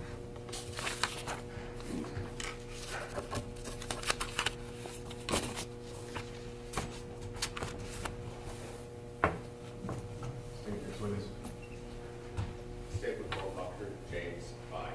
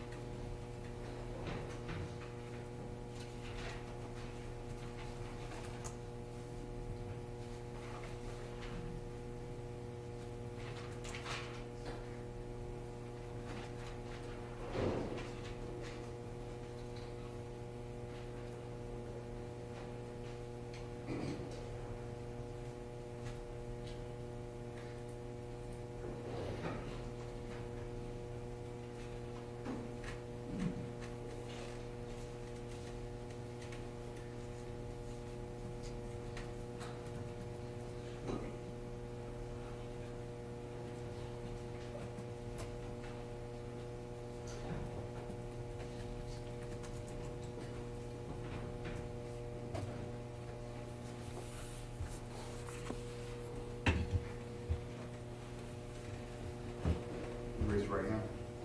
Swear to tell the whole truth, nothing but the truth, so help you God. I do. Okay, go ahead and speak right into the microphone. You'll stay. Thank you, Your Honor. Good morning, Doctor. Good morning. Can you please introduce yourself to the jury and spell your name for the court reporter? Sure. I'm Dr. James Feig. The name is spelled F-E-I-G. I am a medical examiner at the Bexar County Medical Examiner's Office, employed as a forensic pathologist. Now, Doctor, the jury just heard from Dr. Kim Molina. What is her position at the medical examiner's office? Dr. Molina is my boss. She is the chief medical examiner. And Doctor, the jury previously heard what a medical examiner does, but how long have you been a medical examiner at the Bexar County Medical Examiner's Office? I have been with the Bexar County office since 2014, so that's about 8 years. And for 12 years prior to that, I was in the same position in the military, the Air Force. Now, Doctor, can you explain to the jury what type of educational background do you have that allowed you to become a medical examiner? So a medical examiner is a physician. My education starts with graduating from college with a Bachelor of Science degree in science. That was way back in 1989.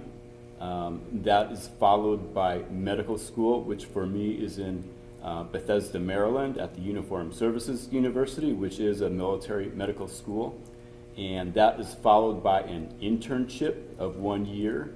My internship was in medicine, and that is followed by a 4-year anatomic and clinical pathology residency, and that is followed by a 1-year fellowship in forensic pathology, which is the specialized training that allows one to become a medical examiner.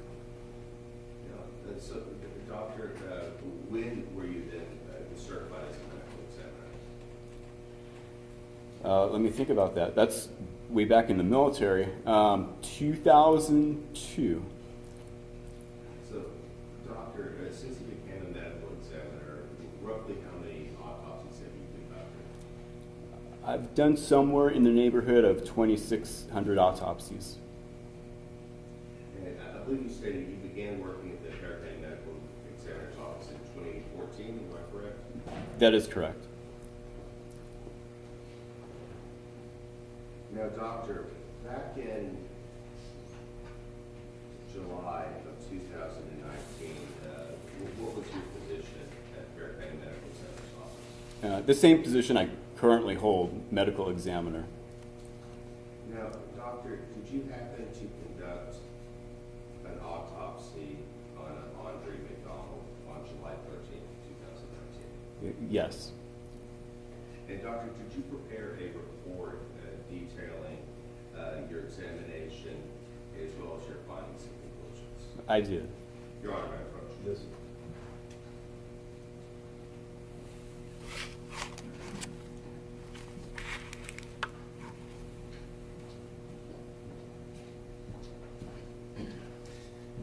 Doctor, I'm showing what I've marked as States Exhibit 412, as well as States Exhibits 413 and States Exhibits 414.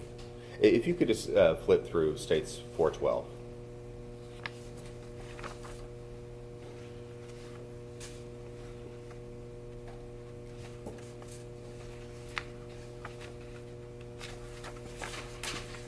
This is a copy of my report. And Doctor, in States 413 and 414, are these diagrams prepared by you in association with your report? They are. I would consider them part of the report, but certainly you can pull them out. They were prepared by me. And as part of your duties as a medical examiner, are reports generated when an autopsy is done? Yes. They're kept in the regular course of business? Yes. Are they done by somebody at or near the time of the event took place? Yes.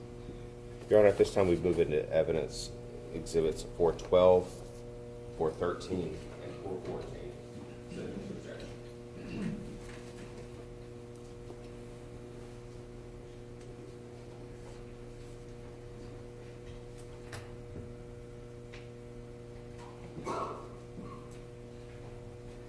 No objection. Okay, then ready.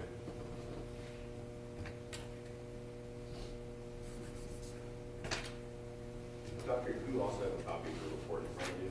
I do.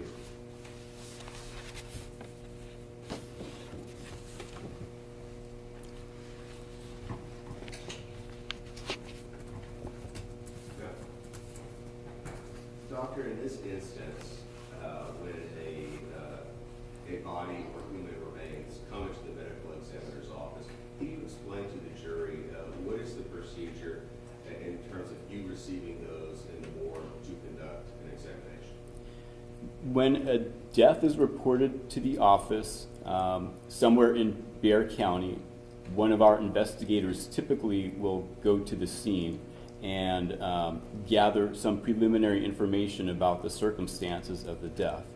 The body or remains then come into the office and are examined by one of the doctors. Now, doctor, in this case specifically, the jury's heard testimony of Dr. Molina going to the scene on specifically July 12th of 2019. Were you present at the scene where the remains were recovered? I was not at the scene. And did you have access to any reports by either Dr. Molina or the medical examiner's investigator in terms of the recovery of those remains? Our medical examiner office investigator does prepare an investigative report, and in addition, photographs were taken of the scene. So do you have that available to you when both doing your autopsy as well as making the report? Yes. Now, doctor, approximately what time of day on July 13th of 2019 did you conduct the autopsy on Andreen McDonald? So this is a little bit of a tricky question because typically when we perform an examination, there is an intact body. And so the date I list on my report is the date of the entire examination. In this case, wherein essentially Andreen is composed of bones, skeletal remains, the examination takes place over several days. So the listed date of 13th July, 8 o'clock is when the exam is started, but it goes on for days. Now, doctor, you said that you've done, I think, approximately 2,600 autopsies in your career. Is it common to do an autopsy just on skeletal remains? In my experience, it is uncommon. I've probably done about a dozen cases of skeletal remains cases. And typically, when you do an autopsy, it's with I guess, closer in time to the actual event of the death. Is that correct? Certainly. When we are dealing with skeletal remains, there are some issues that come up that we would not ordinarily see. One of those is that it is difficult to piece together any wounds or natural disease because the organs and the soft tissues are largely absent. So in a situation like this, you're more limited because you, in essence, just have bones. Say that again? So in a situation like this, you're more limited because you only have, largely only have bones to examine. That's correct.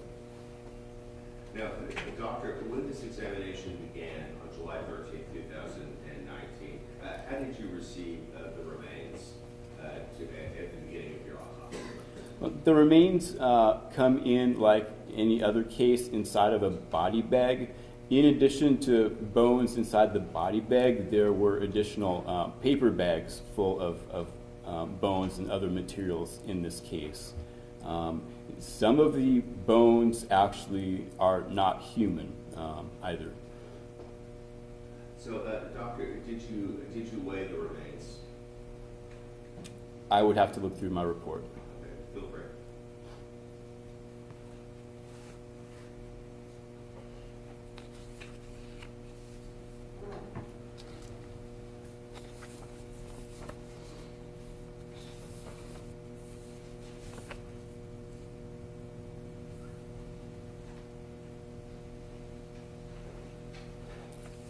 I'm not seeing that the remains were weighed.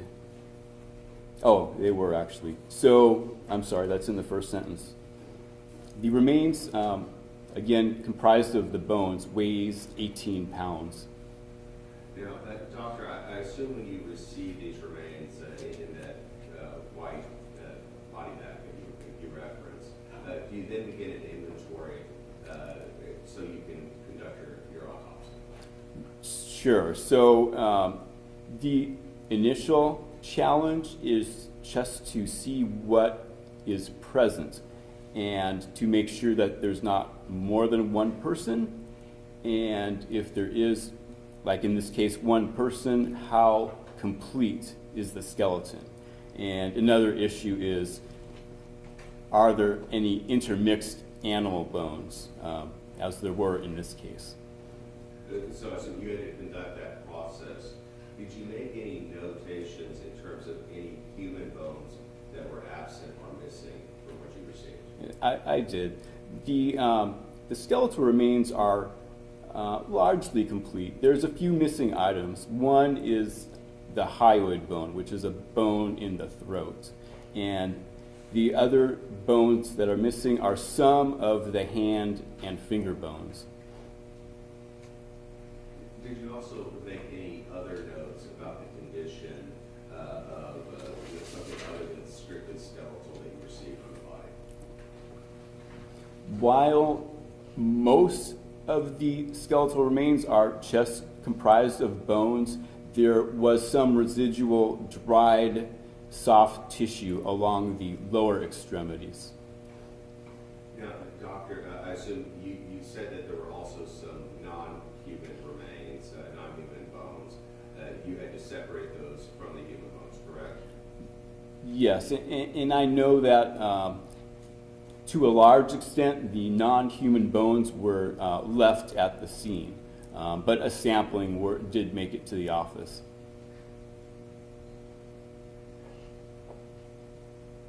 Doctor, was there any, you had mentioned some dried skin that was recovered. Were anything like fingernails or toenails also recovered? There were, I believe, toenails on the feet that are painted pink, and some of those were still on the feet, and a couple were just loose. What was your other question? Well, you answered my question, doctor. Okay. You said that there were several bags kind of within the main bag itself. Was any hair recovered? Yes, Was that contained within one of the bags? I believe so, yes.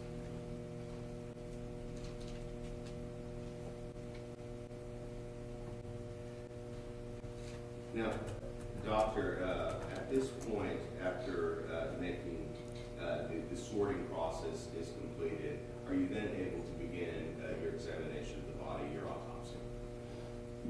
Yes, so I would actually consider this initial process as part of that examination. But yes, once the reassembly has taken place, that allows us to look more specifically for findings within the bones that might indicate things like diseases or injuries.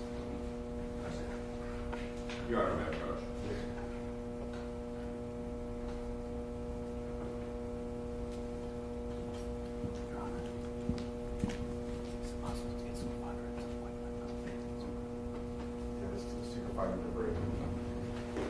All rise, the jury. Come this way, please.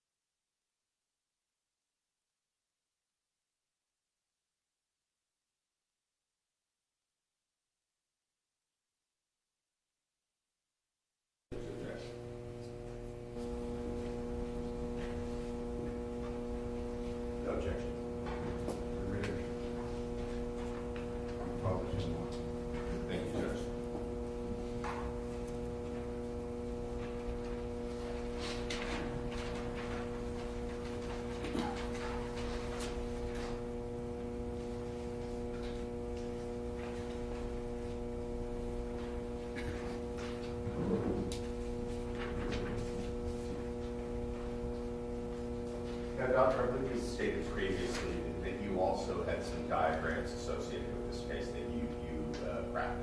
Correct. I'm first going to show you States Exhibit 413.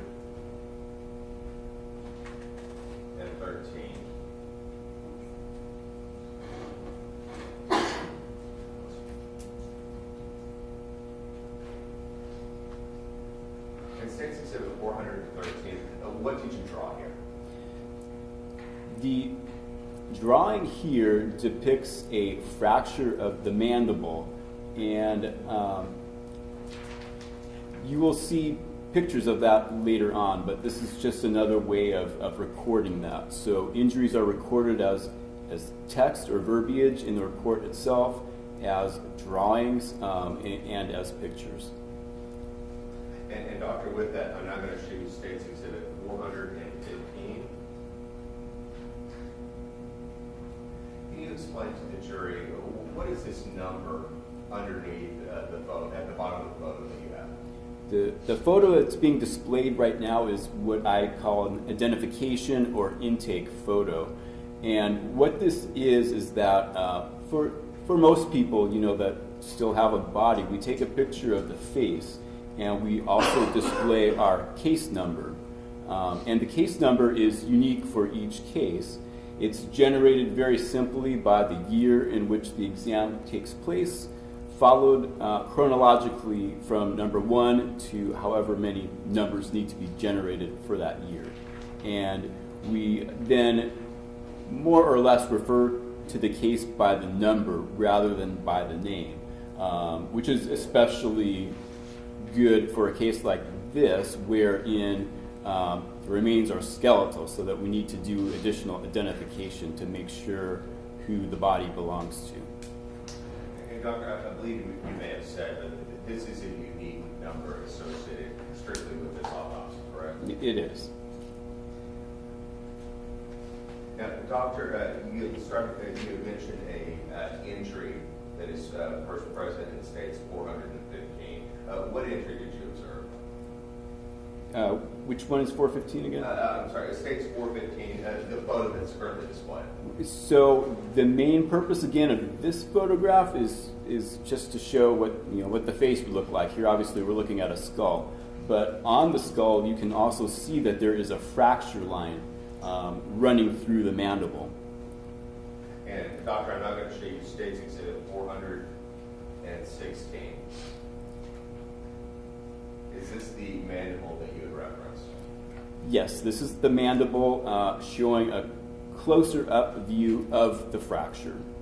And Doctor, I guess for kind of in layman's terms, is the mandible the jaw? Right. So I'm going to refer to the mouth or jaw as a maxilla and a mandible.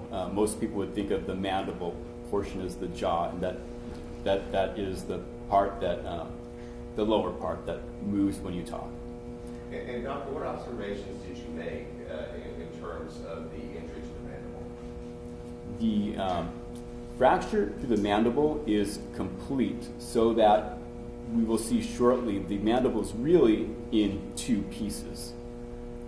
And with that, Doctor, I'm now going to show you States Exhibit 417. Actually, can you back up for one moment? Yes, sir. So I think you can see it in this picture. There's actually sort of a triangular defect at the bottom, and so that is an absent piece of bone. We never recovered that. And now, Doctor, States 417. Which side of the mandible is this? So we are looking basically from the inside out, and we're looking at the right side of the mandible or jaw. And the fracture line is the one right up front there, or on the edge in this picture. And now States Exhibit 418. And this is the left side of the jawbone, again showing the fracture, but this time on the opposite edge. Now, Doctor, did you also make note of further evidence of injury? There is additional injury, yes. And Doctor, before we get specifically into the area, did you also prepare a diagram in States 414? I did. And what is this diagram depict? This diagram is showing the spinal column and the ribs. And I have also enclosed on this diagram an insert that shows the names of various parts of the vertebrae, which are the bones that comprise the spinal column. Now, Doctor, first, in terms of the spinal column itself, what groupings are contained within the spinal column? So just sort of as an anatomy lesson, I suppose, the spine is comprised of 7 cervical vertebrae, which are in the neck, followed by 12 thoracic vertebrae, which are in the chest, thorax area, and that's followed by 5 lumbar vertebrae, which comprise the lower part of the torso. And Doctor, you had also stated that you did a separate diagram of the, I apologize, my pronunciation is awful, but of the vertebra. Is this what you're referencing? Yes. And is each vertebra comprised of several different parts? Yeah, so if I may just go over this real quickly, the main or largest component of the vertebra is the body. And the rest of the bone surrounds a space called the vertebral foramen, and that's where the spinal canal is. And the bones themselves have some names, which I'm just going to go over a couple because they're going to be relevant soon here. One is the spinous process, which is a projection of bone that juts out posteriorly or towards the back. And the other are the transverse processes, which are bony prominences that jut out to the sides, to the left and to the right. So, Doctor, a healthy vertebra should look like this. That's correct. And one other note is that the inset diagram here is specifically showing a cervical vertebra, which actually has additional foramina or holes, and the holes called the transverse foramen or foramina house an artery called the vertebral artery that courses through that space surrounded by the bone. Doctor, I'm now going to show you States Exhibit 419.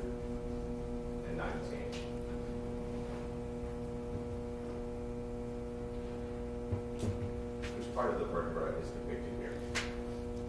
I had said previously that there are 7 cervical vertebrae. In Andreen's case, 1, 2, and 3 are fine.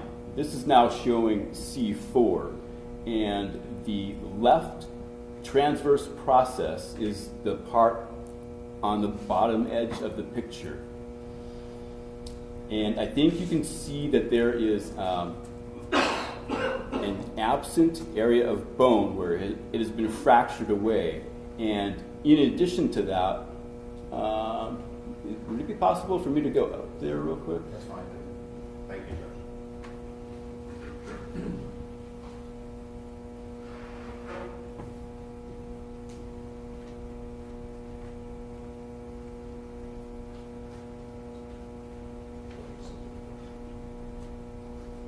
All right, so I just referenced this part that's missing. If it was intact, it would actually come around and join with this. And you can sort of see as a reference on the other side, on the right side, where it's still intact, that it's making another one of those holes or foramina. So this piece of bone from here to here is fractured away.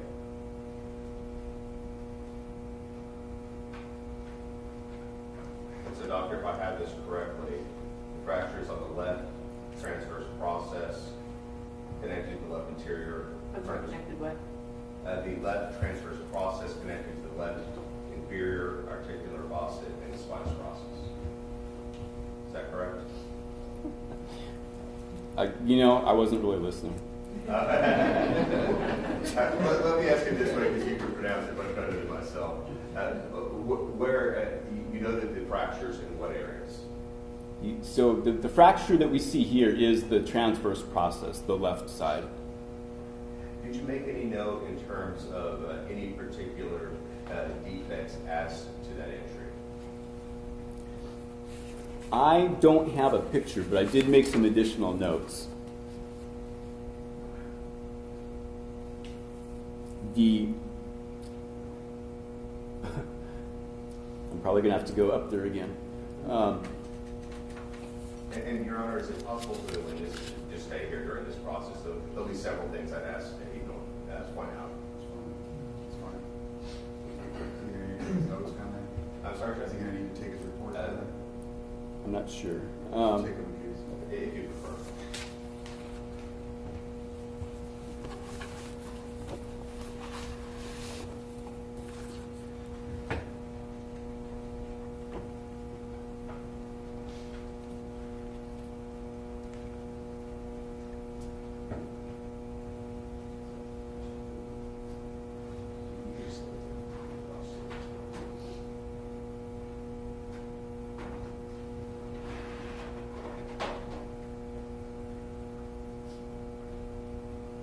So on the same left side, there is also sort of a divot of the portion of this bone that connects this area, but you can't see it in this view. It's on the other side. Then with that, I'm not going to show you State's Exhibit 420. Is this a better angle? So this is actually showing another feature. This is at a different viewpoint, and it sort of flipped it over. So this is now the left, and that's the same fracture that we saw earlier. But this part here is the back, and this is what we call the spinous process, which is a bone that juts posteriorly or towards backward, and it is fractured away. So we have a fracture of the spinous process of C4. And in addition, we can see the transverse process fracture of the left side. Doctor, did you make any notes about the shape of the defect? So there is one other defect that I, again, don't have a picture of. And it's sort of like a little divot or a wedge shape. It is small. Doctor, I'm now going to show you State's Exhibit 421. What are we viewing here? All right, so we just finished talking about C4. We're moving down. So that this is C5 and this is C6. We're looking from the back. So C5, C6. Again, we can see spinous processes are fractured away. And Doctor, when you say the spinous processes, just to make sure that I understand correctly, is that just kind of almost a bony part of the spine if you run your thumb or finger down your spine? Sure, and some people call these dorsal spinous processes, but yes, it's the part that you can feel with your hand. And actually, in the same picture, since I'm up here, you can see a couple of other things. There is a fracture over here on C5, on the right inferior facet, it's called. And then there's a little divot up here on the superior articular facet of C5. And this would be like what I just referred to as like what the divot or the wedge-shaped area would look like. So again, that part is sort of a small focused defect. And you say small focus defect. Did you make any notations about any type of shape beyond that? I may have just said wedge shape.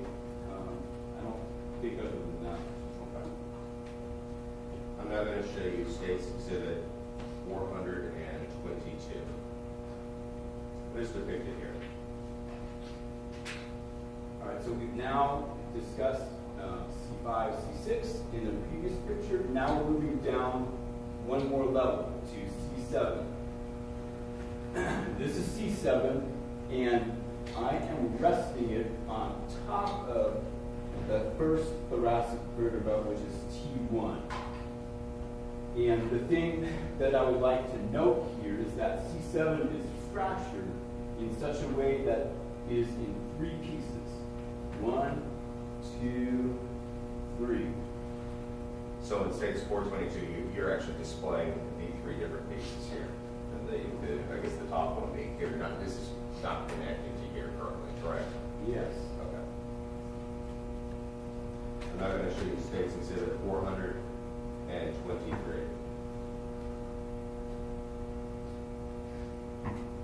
What are we seeing here? This is showing the same bones, C7 and T1. However, if you think of this as sort of a puzzle, the C7 fracture has been reassembled so that this is sort of what it should look like, although you can still see the fracture lines running through it. So going back quickly to states 422, these are the pieces, all three pieces, not connected, and then in 423 you put them together. Yes. Doctor, I'm now going to show you states exhibit 424. What are we doing here? We are now moving down away from the cervical area into the thoracic area. And this happens to be the T11 thoracic vertebra, and we're looking at it from the left side. So this is the left side of T11. And what we can see here is a fracture of the transverse process, the bone that projects to the side. That part is fractured off. And in addition, you can see in this photo that there's another sort of wedge-like defect here and a smaller linear defect down here at the inferior or bottom edge. And I'm now going to show you states 425. Is this a different angle? It's the same angle, but what's different on this picture is that that small bone fragment is placed here. So this bone fragment is going to rejoin there. And now it states 426. Is this the assembly of those pieces? So yes, this is the vertebra now reassembled. If you look closely, you can still see that the fracture where the bone meets the rest of the body, the vertebra. Now, doctor, you had previously talked about injuries to the mandible and injury to the vertebra. Did you also note other injuries? There is one other injury that was noted, yes. Now I'm going to show you states 427. What is depicted here?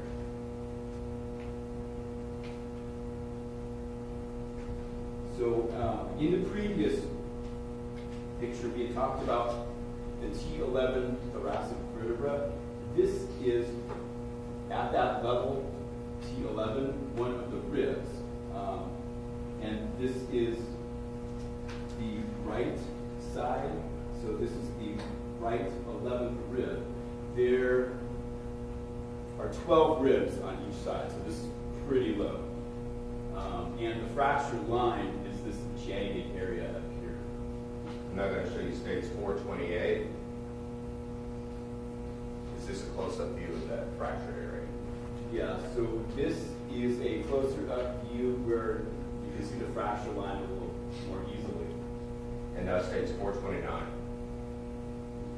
And this is the rib as it's actually received in two pieces. Now, doctor, after making note of the injury to the rib, did you also make any findings in regards to the finger bones or phalanges? Yes. Now I'm going to show you states 430. What did you know, doctor? So these are depicting right-sided phalanges or finger bones.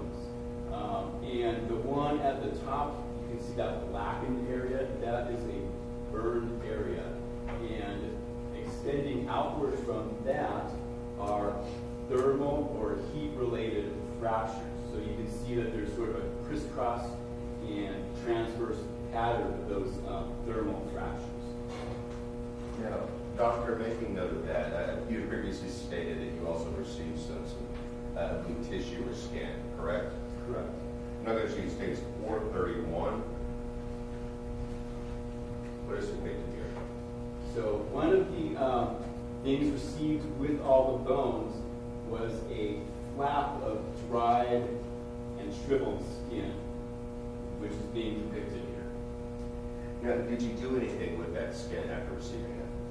Yeah, so you can see that it looks like maybe there's some sort of drawing on there, and what I did was put the skin in a solution of alcohol, because that sometimes sort of cleans things up and also draws out colors. And I'll show you now states 432. This is a picture of that skin after you cleaned it up and had it in the alcohol solution. It is, and so now it's also pinned out on the board. I'm sorry, it's also what? What is that? Sorry. I'm sorry? I didn't hear you. Oh, it is now pinned out, like thumbtacks, Christians. Is that what we're doing? On cardboard. I see. Just for a better visual display. Yeah, so the reason for that is if it were not pinned, it may still sort of roll up on itself. I see. Doctor, you can have a seat. Thank you.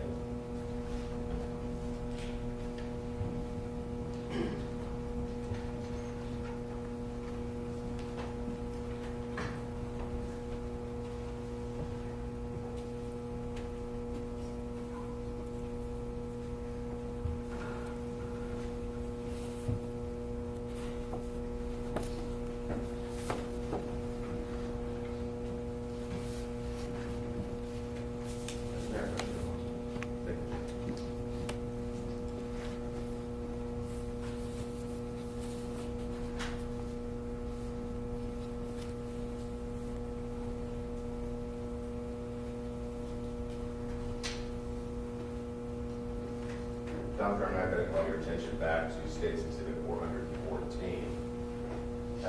You had made reference to injuries to the C area of the spinal column.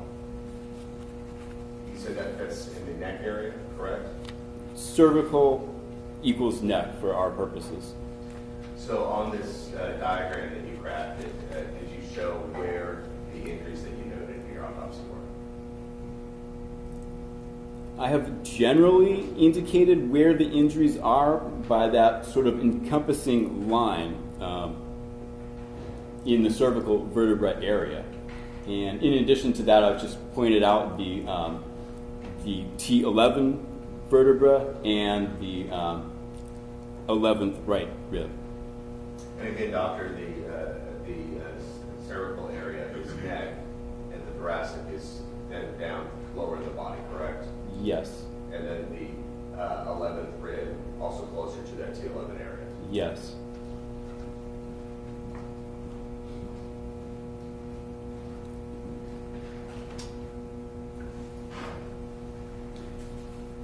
Now, doctor, did you also remove any section of the bones for any further testing by DNA?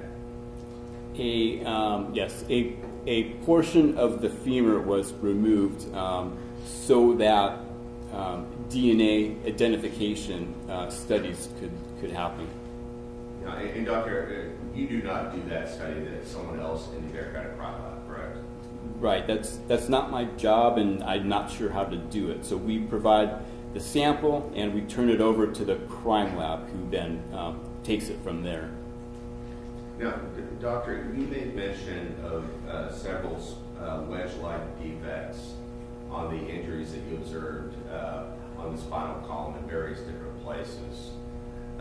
Would that be consistent with being struck by a multi-phased tool?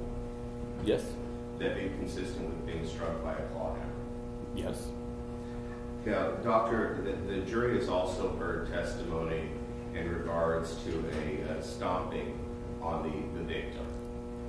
Now, the injuries that you observed, these small wedge-like defects on the spinal column, would that be consistent with a stomping from a regular shoe or boot? I believe that if you were to stomp with a regular sort of shoe, you're going to have a broad area of force. And these small divots or defects that are being referenced, they are suggestive of a much more focused impact. So I would say the answer is no. Now, Doctor, to be fair, in terms of the mandible injury and the injury to the rib, could that be consistent with being struck by a claw hammer or being stomped on? It is. Now, Doctor, did you make any findings as to your autopsy on Andreen McDonald? So we have gone over the findings. The findings are then put into a summary, and then a conclusion is produced for the report. And Doctor, within those findings, were you able to identify the human remains as adult or as a female or male or adult or child? Adult female. Now, Doctor, in your opinion, how did Andreen McDonald pass away?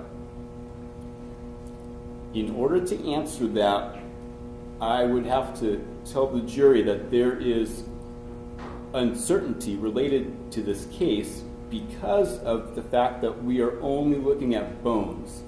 So the way that I have phrased her cause of death is homicidal violence, including blunt force trauma, because we know that there is some sort of blunt trauma by the fractures. What I don't know is if or what the real fatal injury is, because again, we're limited. So for example, if there was an element of strangulation, I wouldn't be able to see that.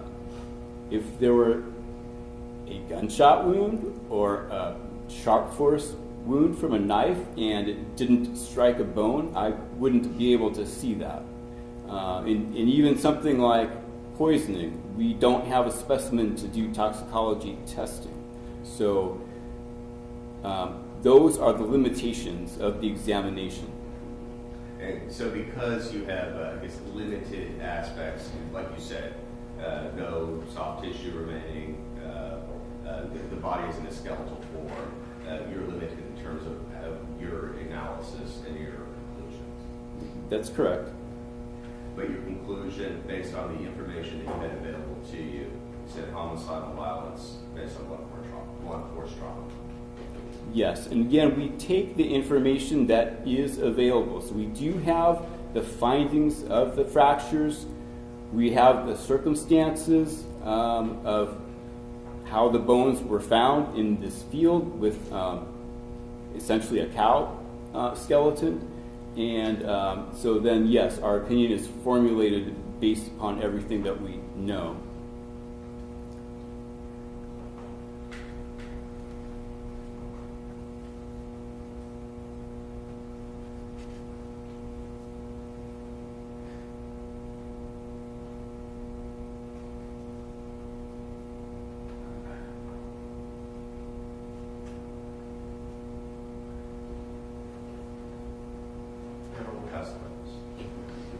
Okay, we're going to go ahead and break for lunch, and the defense will start their cross-examination at 10 minutes after we've won, so now from now. All rise for jury. This way, please.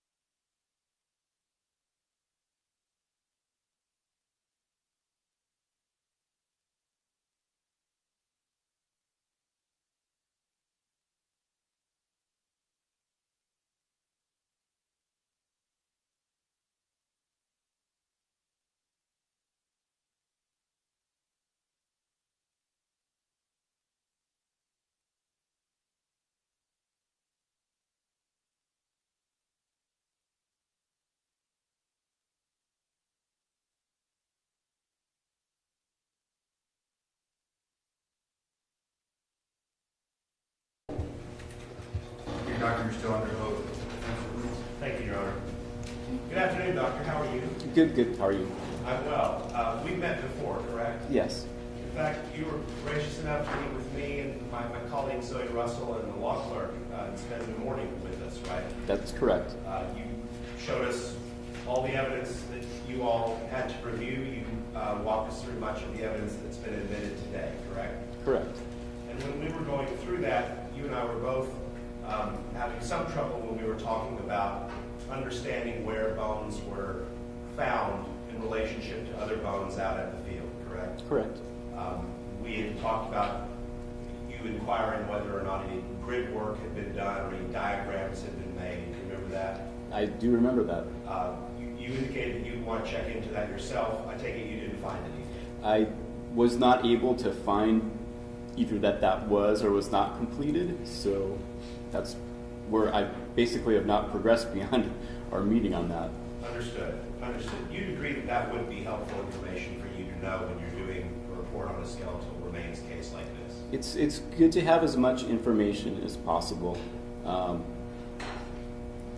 And I suppose at some point I could have talked to people that were at the scene, although I don't know that it would actually change my findings. It would just give me a better understanding of the scene.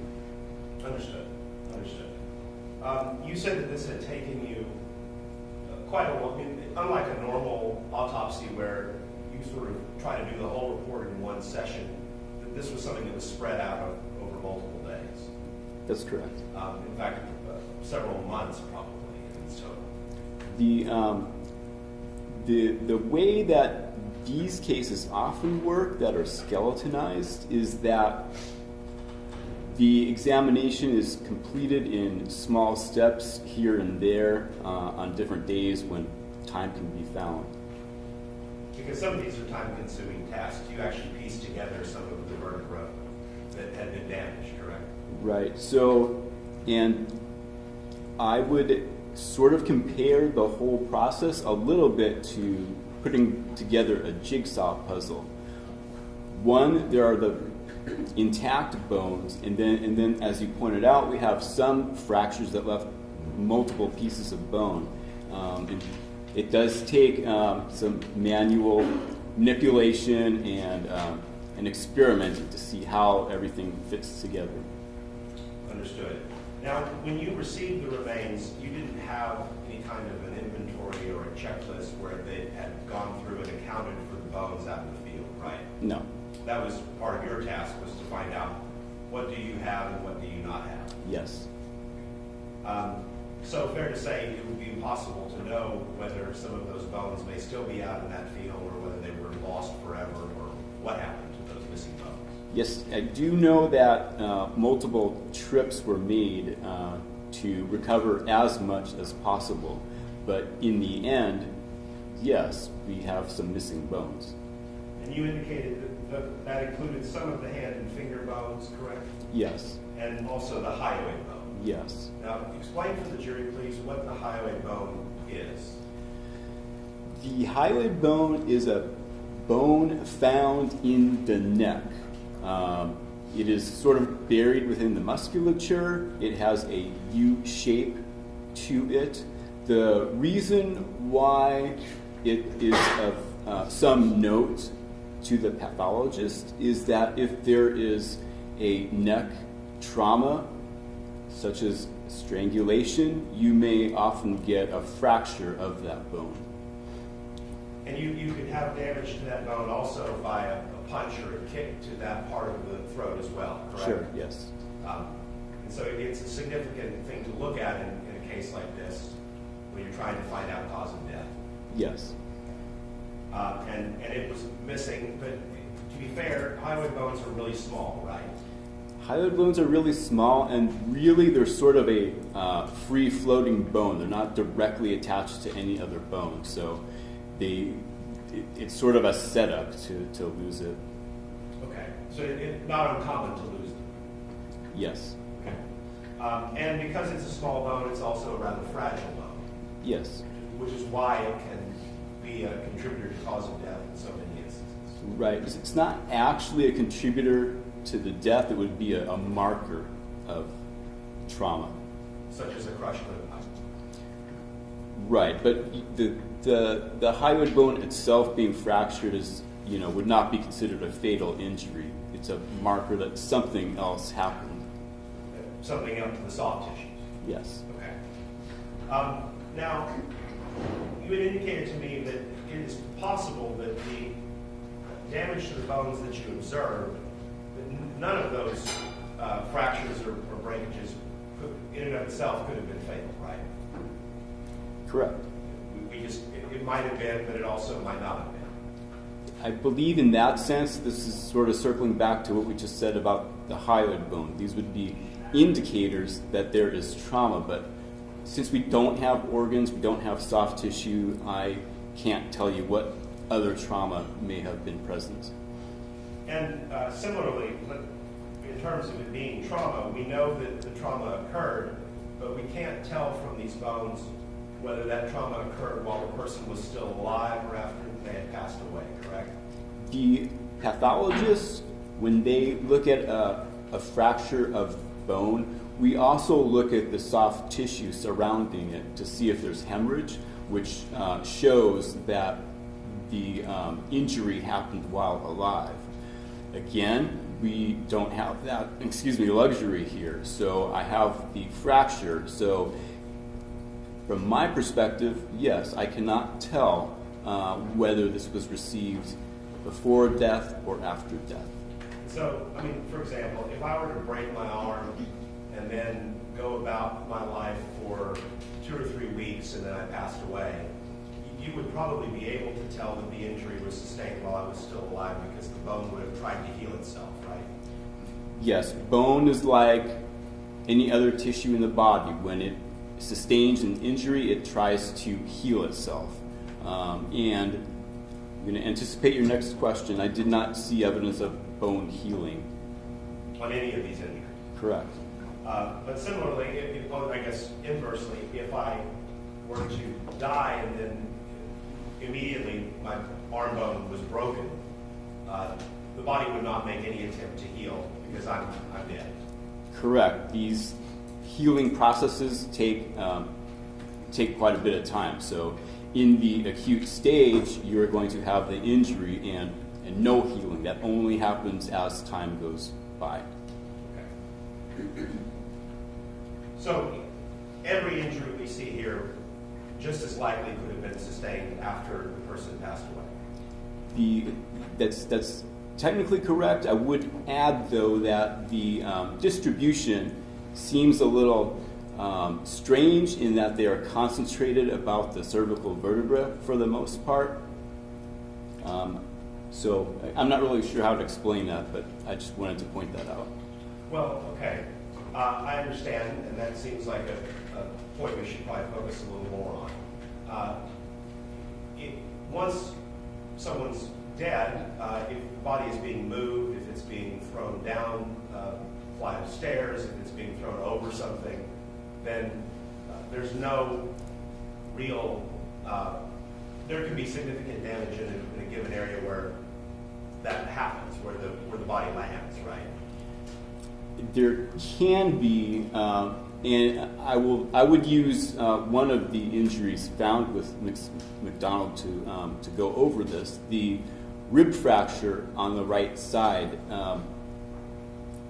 That is an injury that could be caused by many things. It's very nonspecific, and all of the injuries are nonspecific. It's just that the injuries to the vertebrae have caused fracturing that have broken away pieces of bone and also created small divots or wedges. So, and those sorts of things are indicative of some sort of focused impact. A tool, for example.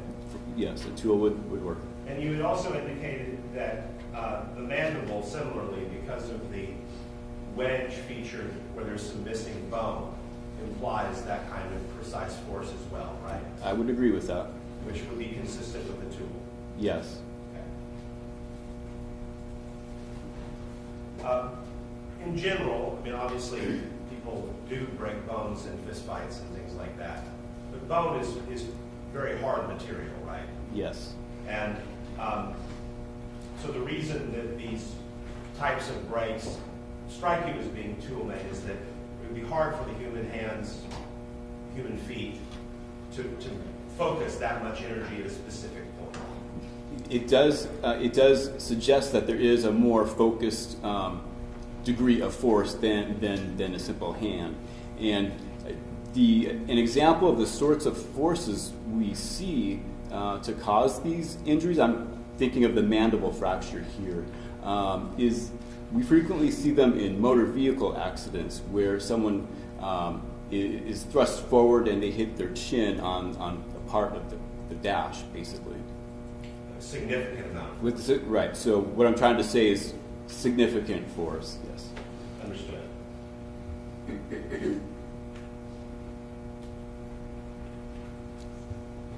And so that's why in your report on page 3, while you discuss blunt force trauma because of the fractures, you indicate that you can't rule out an asphyxial component because of the hyoid bone's absence and the absence of cartilage. That's correct. Okay. You noted a couple other features. I just wanted to make sure that we all understand. You indicated that there are tori, or bony bulges, in the back of the mandible, right? Yes. But that is a natural thing. That's not a sign of injury of any kind. It happens fairly frequently. And what it is just basically a bulge of bone, but it's not a tumor or any sort of trauma. So it wouldn't indicate anything of disease or illness or a weakening of her immune system or anything like that? It does not, no. Okay. And then also you noted that there was sacral spina bifida occulta, correct? Yes. And that's basically a gap in the spinal column?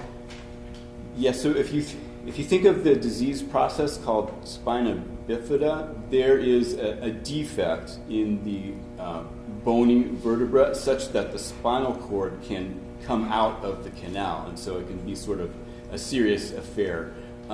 With this, we are talking about a very tiny gap, such that the spinal cord is not going to escape the canal.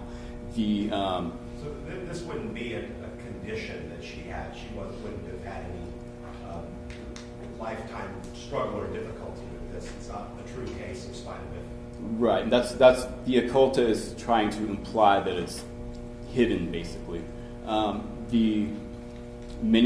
I would say most cases are asymptomatic, and the only thing is sometimes people will have something like a dimple in their skin over that area, but really a lot of time if you have this, you're just not going to know because there's no symptoms. Understood. Now, you only noted burning on a very small portion of the bones, correct? Yes. Basically just some finger bones. Yes. You've seen photographs of the cow bones that were recovered as well, right? I have, yes. And they were much more significantly burned. There were more thermal changes to the cow bones than to Miss McDonald, yes. So any other discoloration of bone the jury may see looking through the photographs, apart from those phalange bones in the hand, that's just because of the environment and the sun and things like that. It's not something we should attribute to fire or to injury. Yes, so when bones are left out above ground, they are basically going to weather. So sunshine and soil are going to stain the bones. Obviously, it would be impossible to give a pinpointed time of death based upon the evidence you had available. Yes, that's correct. But it's not an inconsistently, the condition of the bones is not inconsistent with the death that occurred at the end of February, right? That's correct. And the bones don't tell you anything more specific about how she died than what we've just discussed. Correct.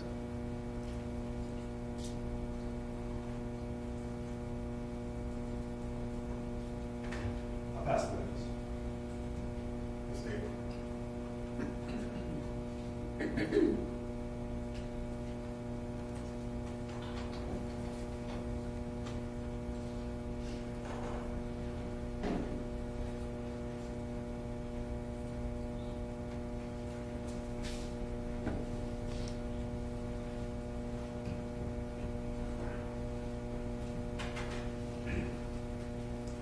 Doctor, on cross-examination, you had made note that you found it, I'm not sure if you used the word strange or unusual, the concentration of injuries on the C vertebra.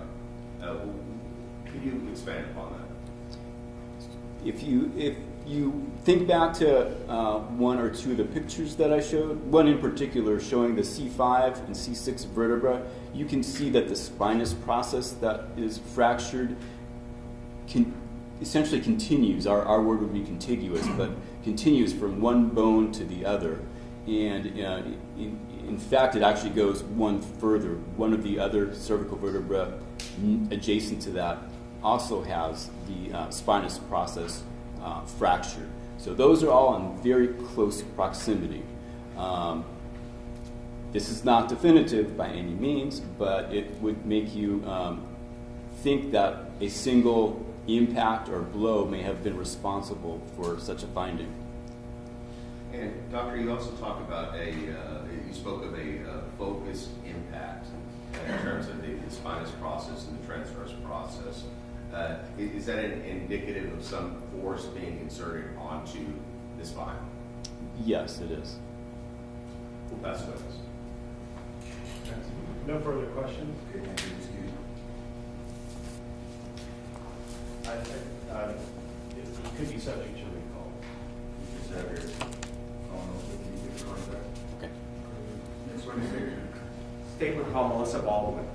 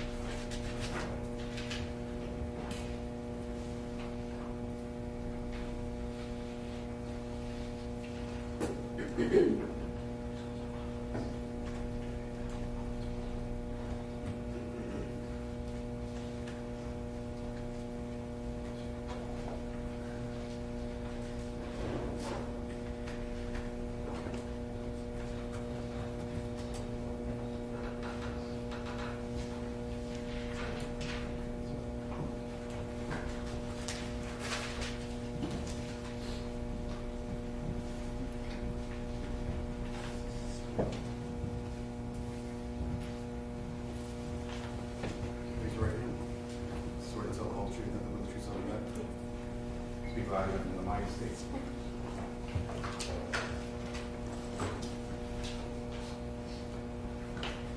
Ms. Baldwin, could you spell your first and last name for the court reporter? Yes, it's Melissa Baldwin, Melyssa Baldwin.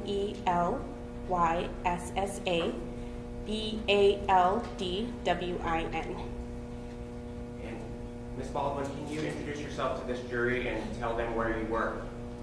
I'm Melissa Baldwin. I am a forensic scientist in the DNA and Serology section of the Bexar County Criminal Investigation Laboratory. And can you tell them what a forensic scientist is? I screen items of evidence that are brought in from law enforcement agencies for the presence of biological fluids, which would include blood, semen, and saliva. And then from there, if there were any positive findings, would move on for DNA analysis. And can you tell them what your educational background is? I received my bachelor's degree in science in biology from the University of Houston in 2014, and my master's degree in forensic chemistry from Southeast Missouri State University in 2017. And after you graduated in 2017, where have you worked since then? At the Bexar County Crime Lab. Was the position you have now, is that the same position you had back in March of 2019? No. Can you tell everyone what your position was back in March of 2019? I was a forensic scientist serologist, meaning that I only did the serology screening of evidence. I did not do DNA analysis. And what is different about your current role? It includes DNA analysis. In your time working for the Bexar County Criminal Investigation Lab, have you had on-the-job experience doing the things you talked about in regards to serology and DNA? Yes. And do law enforcement agencies send you items of evidence for you to do serology tests on? Yes, they send it to the laboratory. Ms. Baldwin, can you briefly tell the jury just in general what a serology test is on an item that's sent to your lab?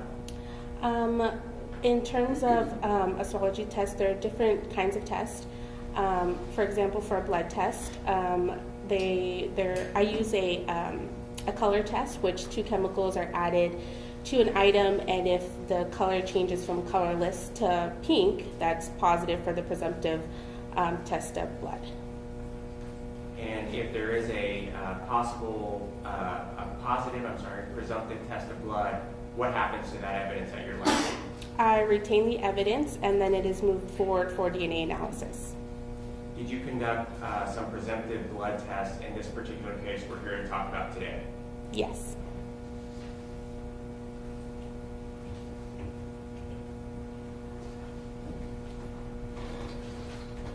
Ms. Baldwin, you have 2 reports in regards to this particular case involving presumptive blood tests, correct? Yes. And in the first one, did you receive from the Bexar County Sheriff's Office a hammer labeled under evidence ABE1? Yes, I did. And did you conduct serology testing on that hammer? Yes. May I press the witness, Sheriff? Yes.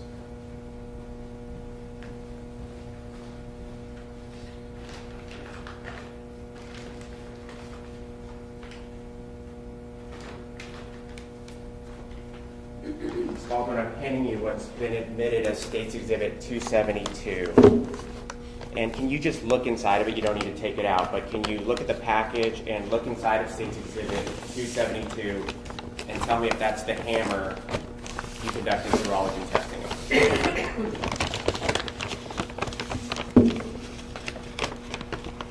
Yes, it is.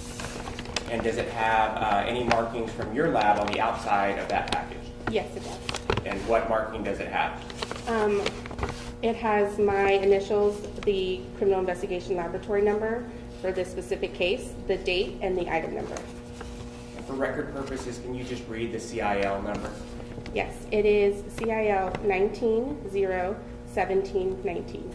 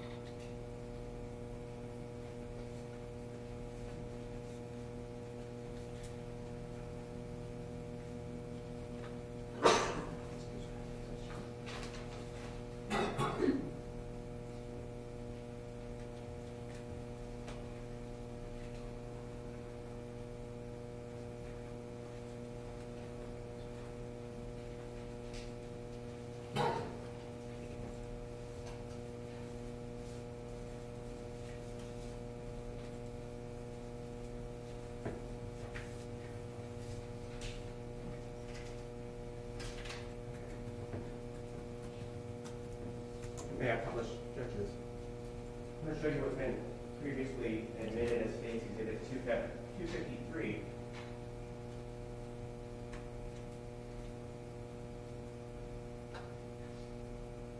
Which is a photo of that hammer that you just identified.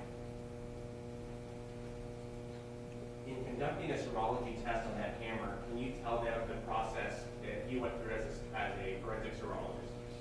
When I screen items of evidence for blood, I do a visual examination first, meaning I just look at the item of evidence, and if I see anything that I think has red or brown soiling that could be consistent with blood, that is what I would test. And on this particular hammer, did you see anything like that? Yes. And can you tell the jury where you saw the things that you thought were possible blood? I saw potential soiling on the upper handle as well as the head of the hammer. And did you conduct serology testing on those spots? Yes. And can you tell the jury how you did that? I took a clean filter paper and basically wiped the area that I thought might have potential blood on it until some of that soiling was on the filter paper. And then on that filter paper, I would add the 2 chemicals that in the presence of possible blood would turn pink. And did they test positive for blood? Yes. And so the spots that you tested on that hammer tested positive presumptively for blood? Yes, it did. So after that happened, what do you do with that particular piece of evidence? I would take a swab that had been moistened with some sterile water, and I would swab the areas that had that positive result, and that swab would then be retained in our laboratory for further DNA analysis. In addition to swabbing a physical item for potential blood, at times do you receive actual swabs from a crime scene? Yes. And can you explain to the jury why you might receive swabs as opposed to a potential item from a crime scene? There's probably a variety of reasons. If the item that was swabbed might have been too large to be submitted to the lab, or if it was easier for the crime scene technicians to swab it. I'm not really sure in this case why swabs would be submitted. But is it possible that if the swab comes from the wall or part of the building, that obviously the swab has to come to you, correct? Yes, that would be preferred. May I first witness again, Your Honor? Yes.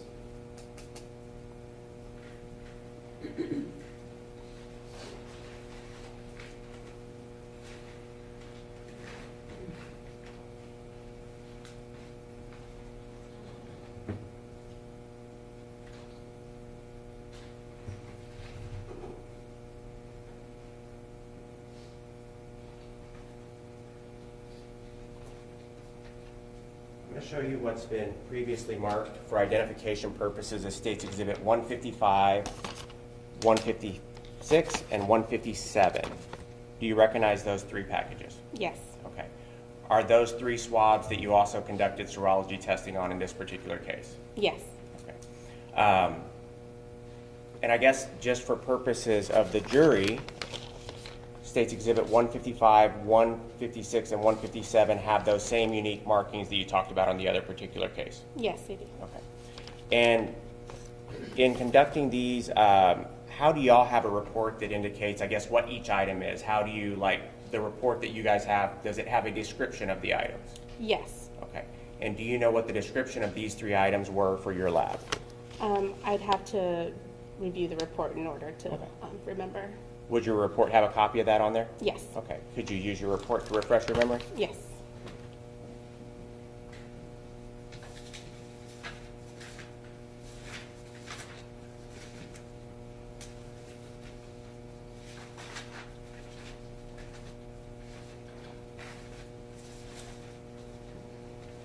Is this a copy of your March 14th report?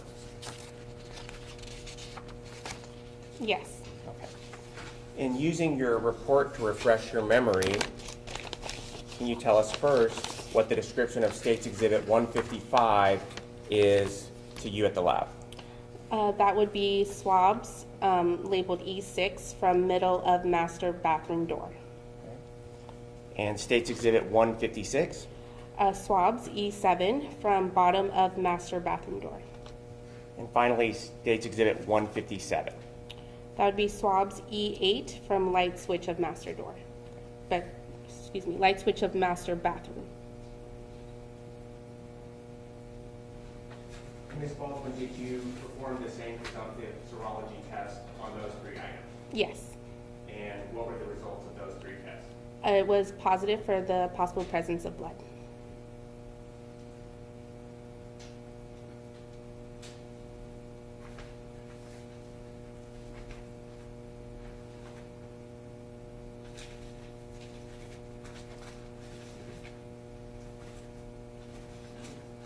there's various items that lab receives in regards to these cases, correct?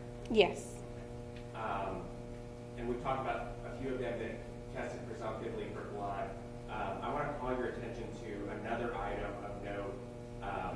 On your report, is there a item 2-6? Yes. And what is that item description?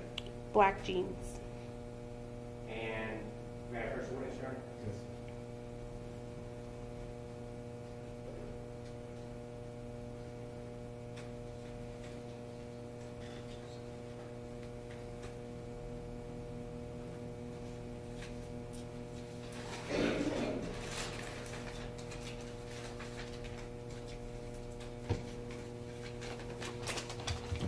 Ms. Baldwin, I'm going to set what's been previously admitted as State's Exhibit 273 next to you.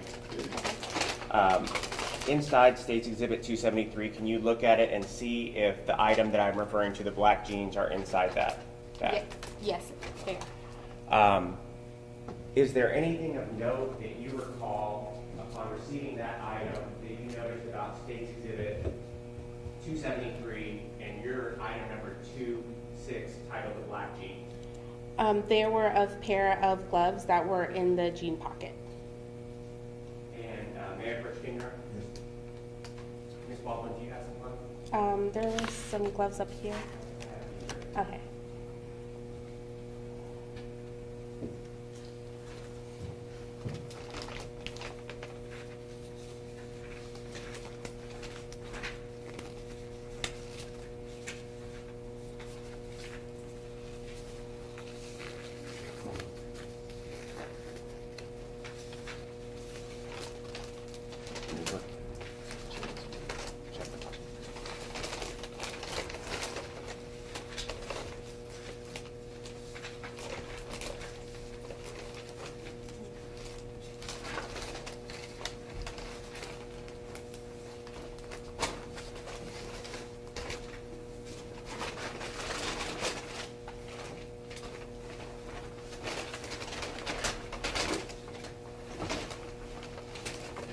And at the time that you,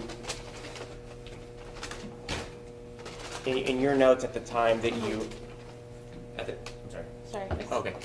In your notes at the time that you received those jeans, there was something in the pocket, correct? Yes. And what was in the pocket? A pair of gloves. And what did you do with those gloves? I also screened them for blood. And was there any blood on those gloves? No, there was no blood soiling that I saw. And when you talk about gloves, what type of gloves were they? They were of a latex design. And they were forwarded on for any further testing? No. Sorry, did you do any testing on them? I did a visual test to see if if I could look at my bench notes, I'd be able to see if I did further testing. You have notes that you make whenever you do these things, correct? Yes, they're just notes as I'm taking, as I'm doing the testing of the evidence.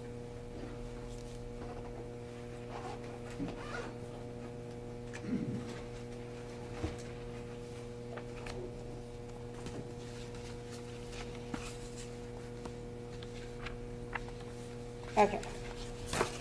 And using that to refresh your memory, can you tell us about the gloves? They were two black gloves that, as I mentioned before, were of latex design. They were very worn, and they had rips on both of them. And they were not your gloves, correct? No, they were not. Now, Ms. Baldwin, there was a second serology report that was released by you in this particular case, correct? Yes. And that one's from March 28th of 2019. Yes.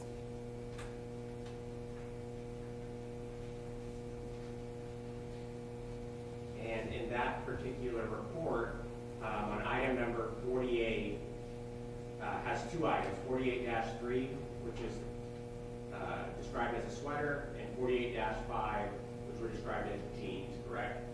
Yes, I believe so. And may I first witness again, Your Honor? Yes.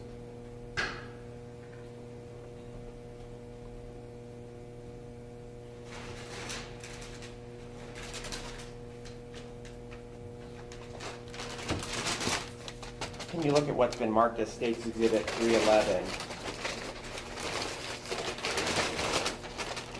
and tell me if that package is the package that contained those two items. Yes, it is.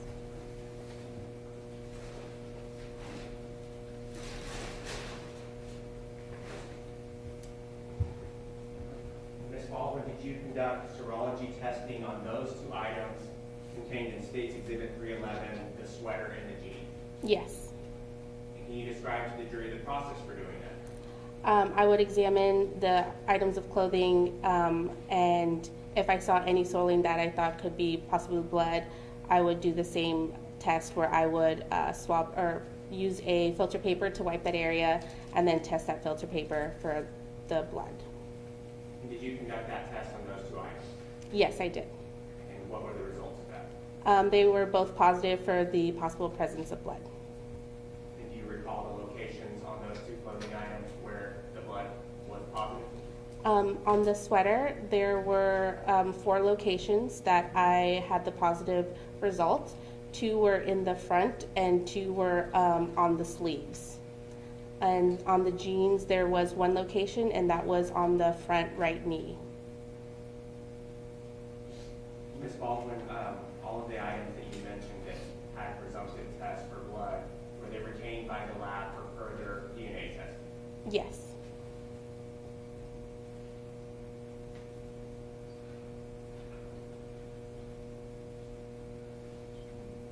So, and what is the process, what is retained for further DNA testing? Like in what form are they retained? For the items of clothing, I would take a cutting of that possible blood soiling, and that cutting would then be, that would be retained and then tested further for DNA analysis.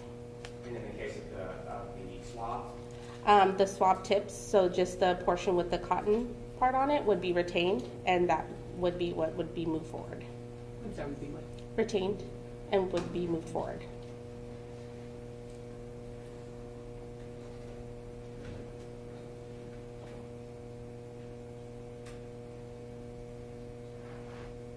And finally, the hammer, how would that, the retention of whatever sample from the hammer, how would you do that?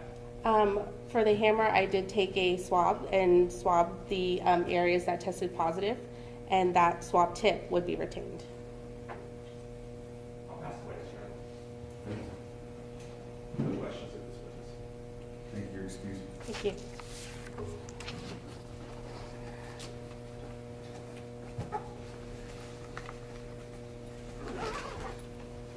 My understanding is the state's last witness today. Yes, Your Honor. Next witness.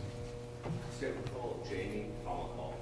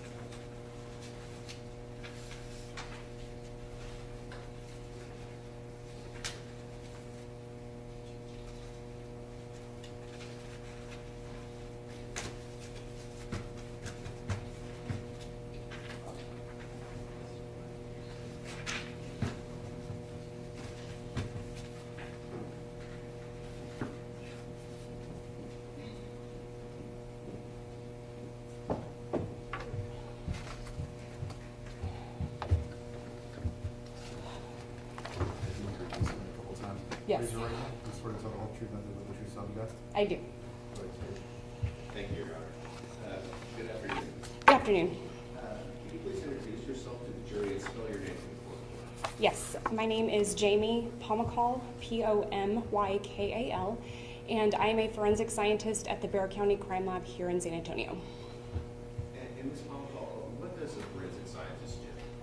So in our discipline, we work in the forensic DNA serology section, where we look at items of physical evidence for the possible presence of biological materials, and then we conduct DNA analysis on those items.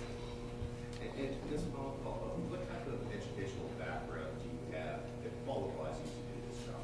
I have a bachelor's degree in biochemistry from Texas State University, and I have a master's in science with a concentration in DNA and serology from the University of Florida. And Ms. Palmquist, when did you first begin to work at the Bexar County Crime Lab? About 15 and a half years ago. And when you first began, in what capacity were you hired? I was a DNA analyst, but I had not been trained to perform DNA at the time. And later, did you receive that training? Yes, I did. And how long have you been performing DNA analysis for the Bexar County Crime Lab? Since about 2008. Now, I'm sure that the jury in general knows what DNA is, but could you explain to the jury when you are testing a sample, what are you actually determining? So if we can extract the DNA from a biological material, we can then extract DNA from a known sample from someone and make a comparison between the samples to see if they could potentially be a contributor of that biological material. And Ms. Palmquist, when you say a known sample, what does that mean? So usually it's a buccal swab, which is a swab of the inside of a person's mouth, or a blood standard that has been collected from them. Okay, so in essence, something that, say for example, if I were to swab the inside of my mouth, you would know it is my DNA, it's something that is known. Yes, that's correct. And then you would use that comparison to an unknown sample to see if that matches or does not. Yes. Now, Ms. Palmquist, did you conduct actually several different DNA analysis in this case? Yes, I did. Now, first of all, I want to call your attention to a forensic DNA report from April 18th of 2019. And do you have a copy of that report in front of you? I do. Now, first of all, did you receive evidence from your own crime lab, from the serology department, in regards to a case under CIL number 19-01719? Yes, I did. Now, did you conduct the serology on those items, or was that done by another individual? That was done by another analyst. Now, so once, when you received something that had tested positive for some type of serology, some type of biological material, then when it comes to you, before that process is done, where is it stored in the crime lab? Where is it stored in the crime lab? We store all of our samples in a locked freezer until they're ready for DNA analysis. And once it's ready, is that when you're able to check that out and perform that analysis? Yes. Now, earlier you talked about known standards. Now, in this case, back in April 18th of 2019, did you have any known standards? I did. Your Honor, Madam President. Yes.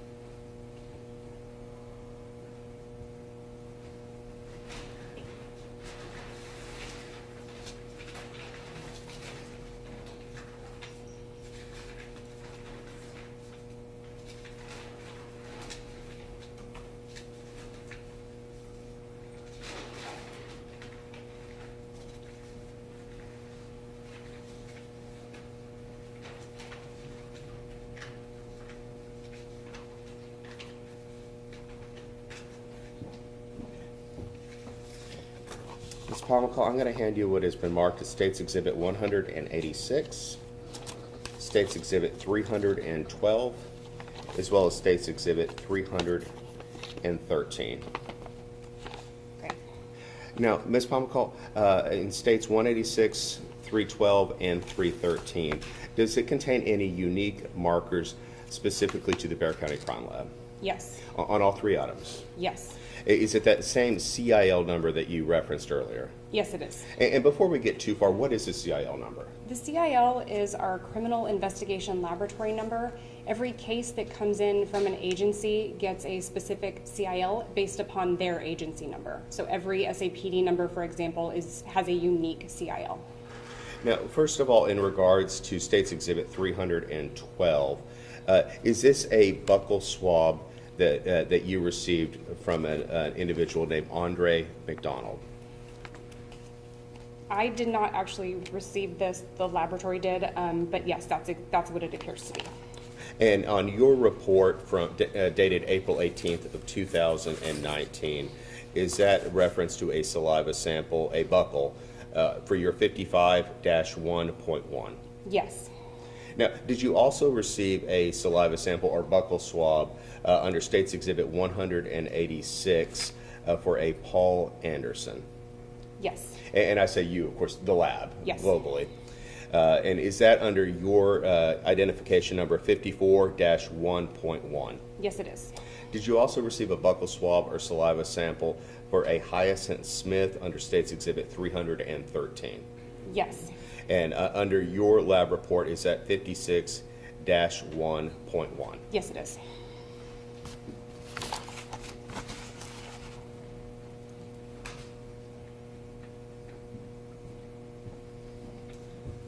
Now, Ms. Pomakal, in situations in which you do not have a known standard to a certain individual, either because they're missing or for some other reason, what is done by you in an effort to develop a DNA profile? So typically in those cases, we use a deduced known. So it would be an item of evidence that is believed to belong to that person that we could potentially get DNA from.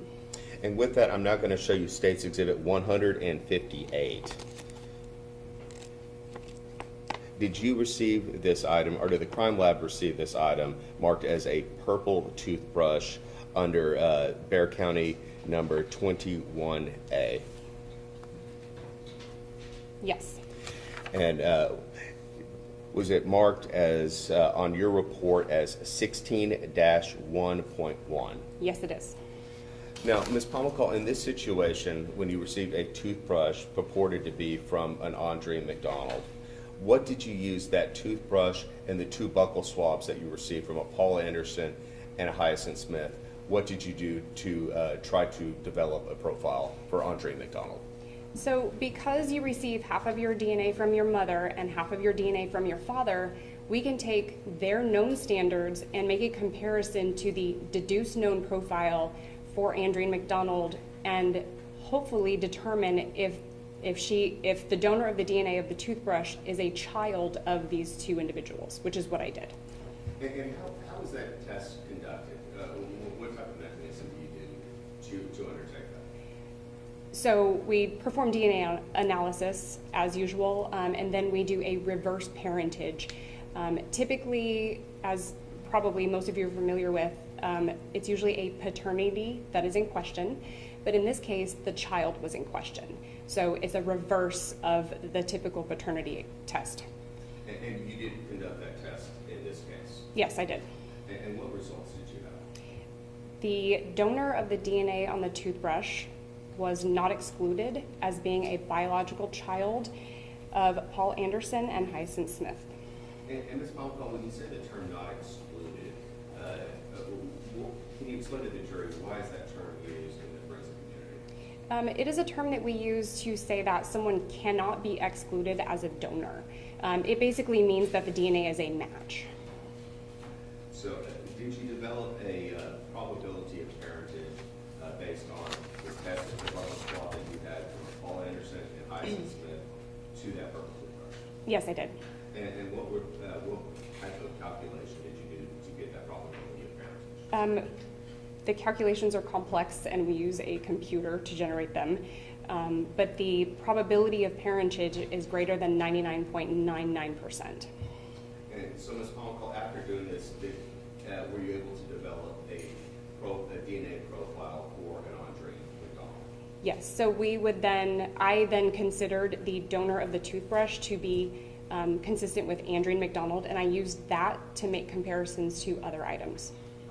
So now that you have this profile for Andreen McDonald, were you then able to then compare it to either cuttings or swabs from unknown areas? Yes.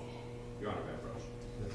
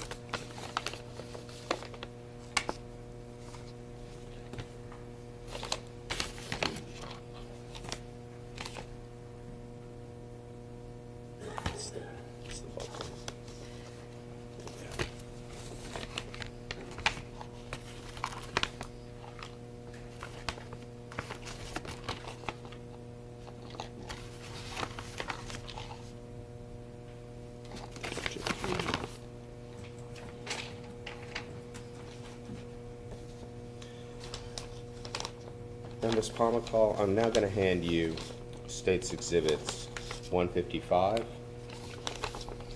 156, and 157.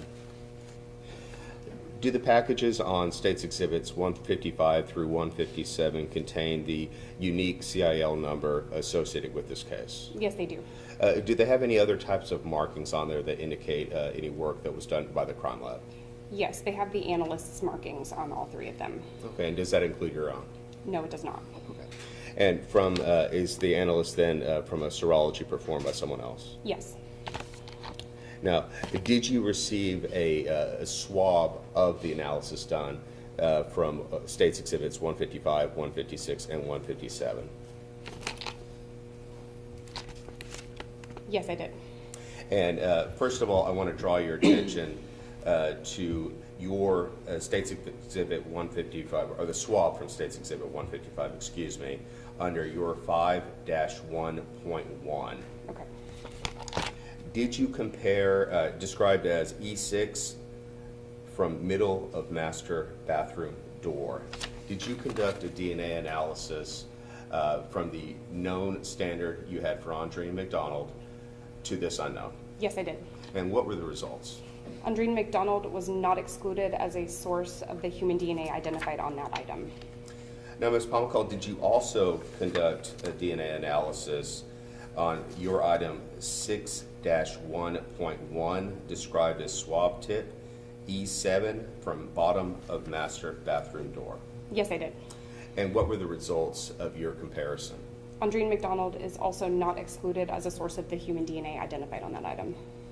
And lastly, Ms. Palmacall, did you also conduct a analysis of a swab tip, your 7-1.1, described as E8 from light switch of master bathroom? Yes, I did. And what was the results of your analysis? Andreen McDonald was also not excluded from the human DNA identified on that item. Now, Ms. Palmacall, did you also conduct an analysis on your 1-1.1, a comparison between a swab tip from a hammer described as ABE1 to the standard that you had developed for Andreen McDonald? Yes. And what results? She's also not excluded as a source of the DNA identified on that item. Now, did you also compare, did you also receive a standard from a Andreen McDonald States Exhibit 312, your 55-1.1? Yes, I did. Now, in regards to the swab tip from the hammer and the swab tips from the two places on the master bathroom door and the master bathroom light switch, did you make any findings as far as Andreen McDonald? Yes. What were those findings? Andreen McDonald was excluded as a source of the DNA identified on those items. Now, Ms. Palmacall, did you further do testing in regards to some clothing or cuttings from clothing submitted under your submission number 6 under items 48-3 and 48-5? Yes.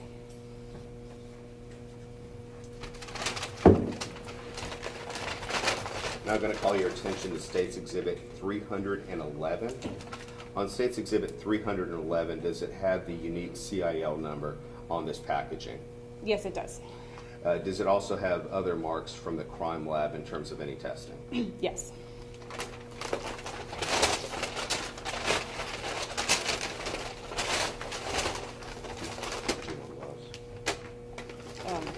Yeah.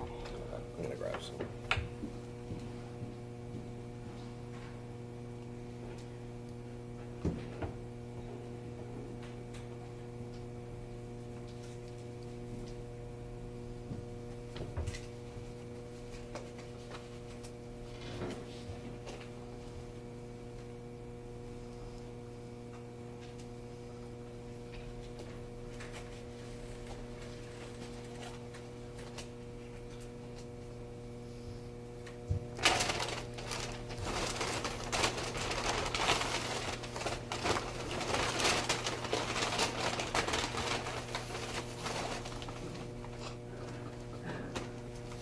Ms. Palmacall, on your report dated April 18th of 2019, did you test 4 separate cuttings from a sweater under 48-3, specifically point 1, point 2, point 3, and point 4? Yes, I did. And Ms. Palmcall, when you receive these items, it's simply just a cutting from the sweater itself, correct? That's correct. You don't receive the entire sweater. I don't. Now, after performing a DNA analysis, did you make any findings in regards to the sweater comparison to a known standard by an Andre McDonald? Yes. And what were your findings?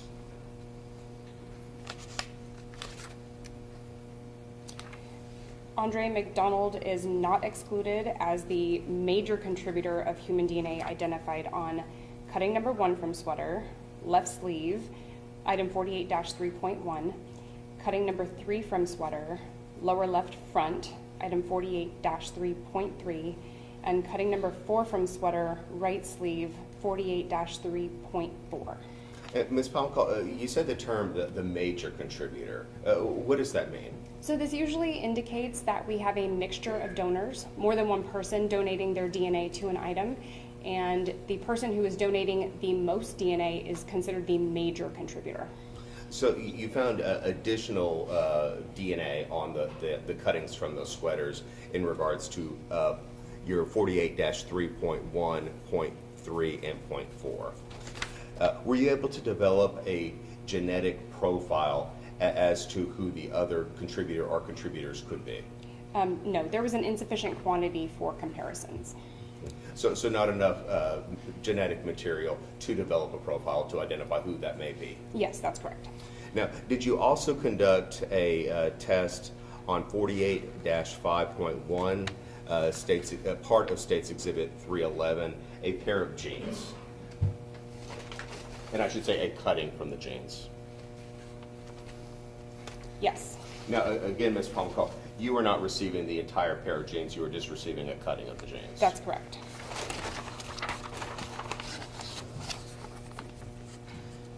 Now, Ms. Palmcall, did you do a comparison between Andre McDonald and the cutting that you had on the jeans under 48-5.1 State's Exhibit, part of State's Exhibit 311? Yes, I did. And what were your findings? He was not excluded, Andre McDonald was not excluded as the major contributor to that item. Now, you said, again, major contributor, so there were another source of DNA material on those genes as well? Yes, there was. Now, in regards to the genes, were you able to develop a genetic profile or do a match from a genetic profile as to the minor contributor to those genes? Yes, I was. And what were you able to determine? Andreen McDonald was not excluded as the minor contributor of human DNA identified on that item.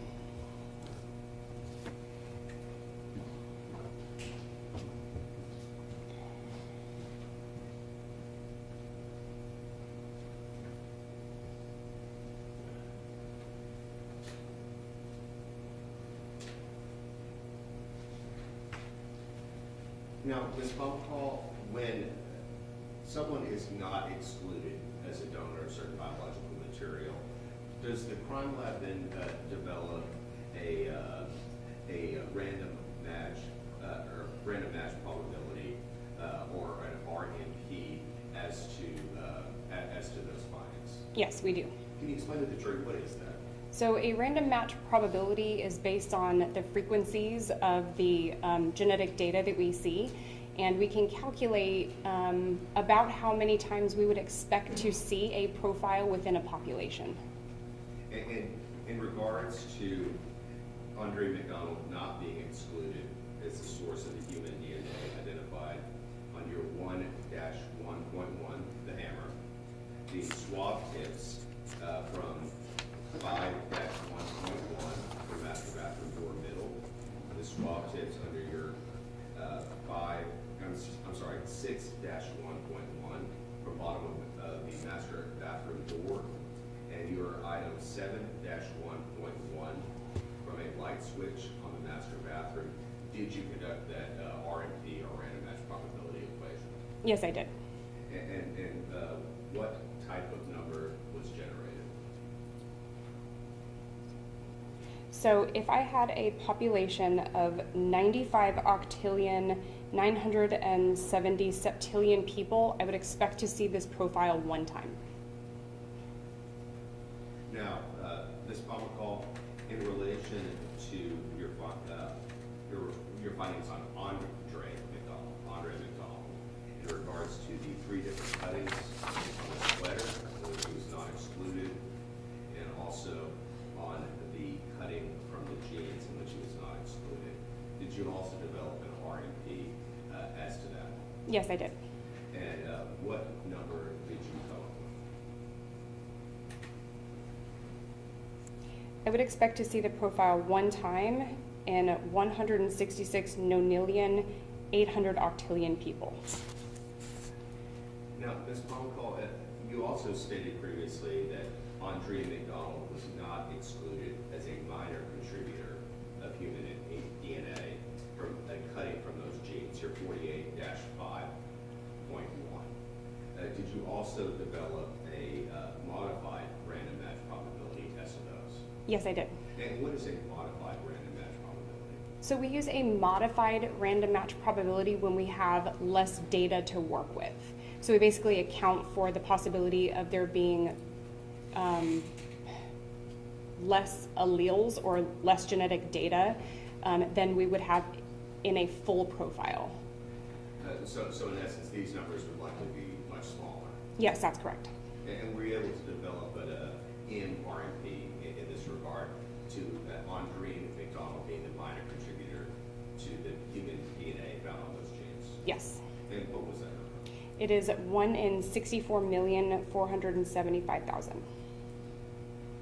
Now, Ms. Pomacall, I now want to direct your attention to a forensic DNA report that you crafted on August 13th of 2019. Now, previously you had told the jury that you had developed a DNA profile for Andreen McDonald based on the 2 buccal swabs from her parents, as well as an item, a toothbrush. Yes. Now, did you receive a section of a skeleton to develop a known profile for Andreen McDonald? Yes, I did. Where did you receive that section from? We receive skeletal remains from the medical examiner's office. And specifically, what did you receive? What part of the body? A section of femur. Now, once you received that section of femur, did you then develop a DNA profile, a known profile for Andreen McDonald? Yes. After developing that known profile, did you then compare it to the previous work that you had done, i.e. the hammer, the 3 swabs from the interior of the house, as well as the cuttings from the sweater and the cutting from the jeans? Yes. What were your findings? Would you like me to read all of the items? Did you identify the same findings that you previously told the jury from your April 18th report? Yes, I did. That Andreen McDonald was not excluded as a contributor of the DNA on those items. And of course, Ms. Pomacall, when you're doing this August 13th, 2019, you're just comparing those items that Andreen's previous profile had that you used. You're not having to do anything else in regards to Andreen McDonald because you already had a known standard. That's correct.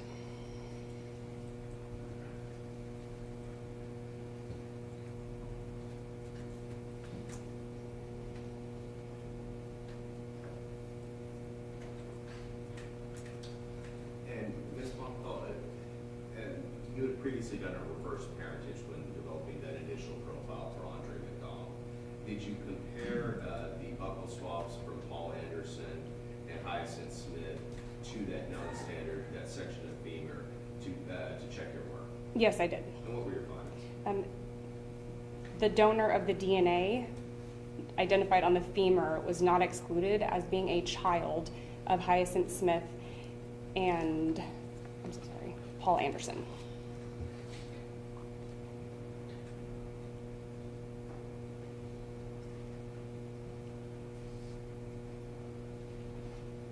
We'll pass the witness. Good afternoon. Good afternoon. I want to call your attention to the August 13th report that you generated. Okay. Based off of the femur section. Yes. You did an analysis of a mattress protector in the course of that. I believe it was item 17-1.1, or quote, E to 1B, on page 3 of your report. Yes. And that was a serology-based reason for testing. There was presumptive blood on that mattress protector, correct? I'm not aware of what the results were for serology, only DNA. You just knew that you were asked to test that cutting from the mattress protector. Yes, that's correct. And Andreen McDonald was excluded as a contributor to that sample, right? Yes. Were you asked to do any degradation analysis on any of your findings in this case? I'm not sure what you mean by that. Were you asked to review any of your results and determine whether the length of the PCR electropherogram indicated degradation of the sample or age of the sample? So, evaluation of a profile typically includes whether it was degraded, how much DNA is there. So that comes along with the analysis.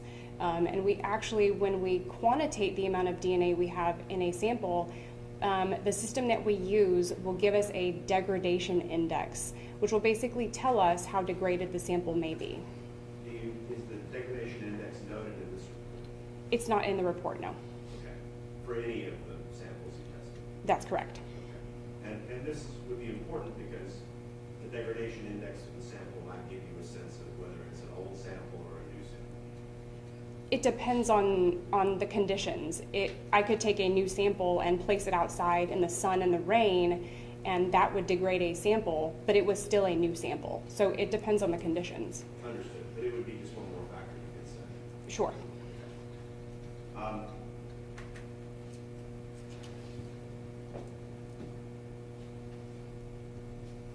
This is probably a very silly question, but I think it's maybe worth asking.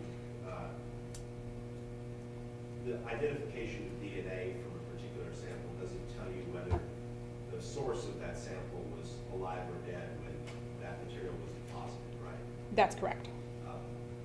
It can only tell you that it came from the biological material of that person. That's correct.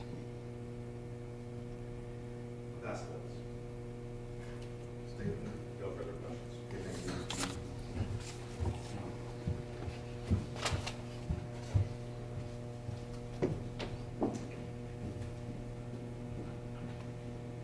What's the last witness for the day, State? Last witness being lined up for the day? It is last witness of the day, yes, sir. And it's my understanding, you have Monday 3 witnesses left for your arrest. That is our intention, yes, Judge. Okay, and then we'll turn to the defense's case in chief. All right, we'll see you 9 o'clock on Monday. We're already getting towards defense case in chief, so do not again look on the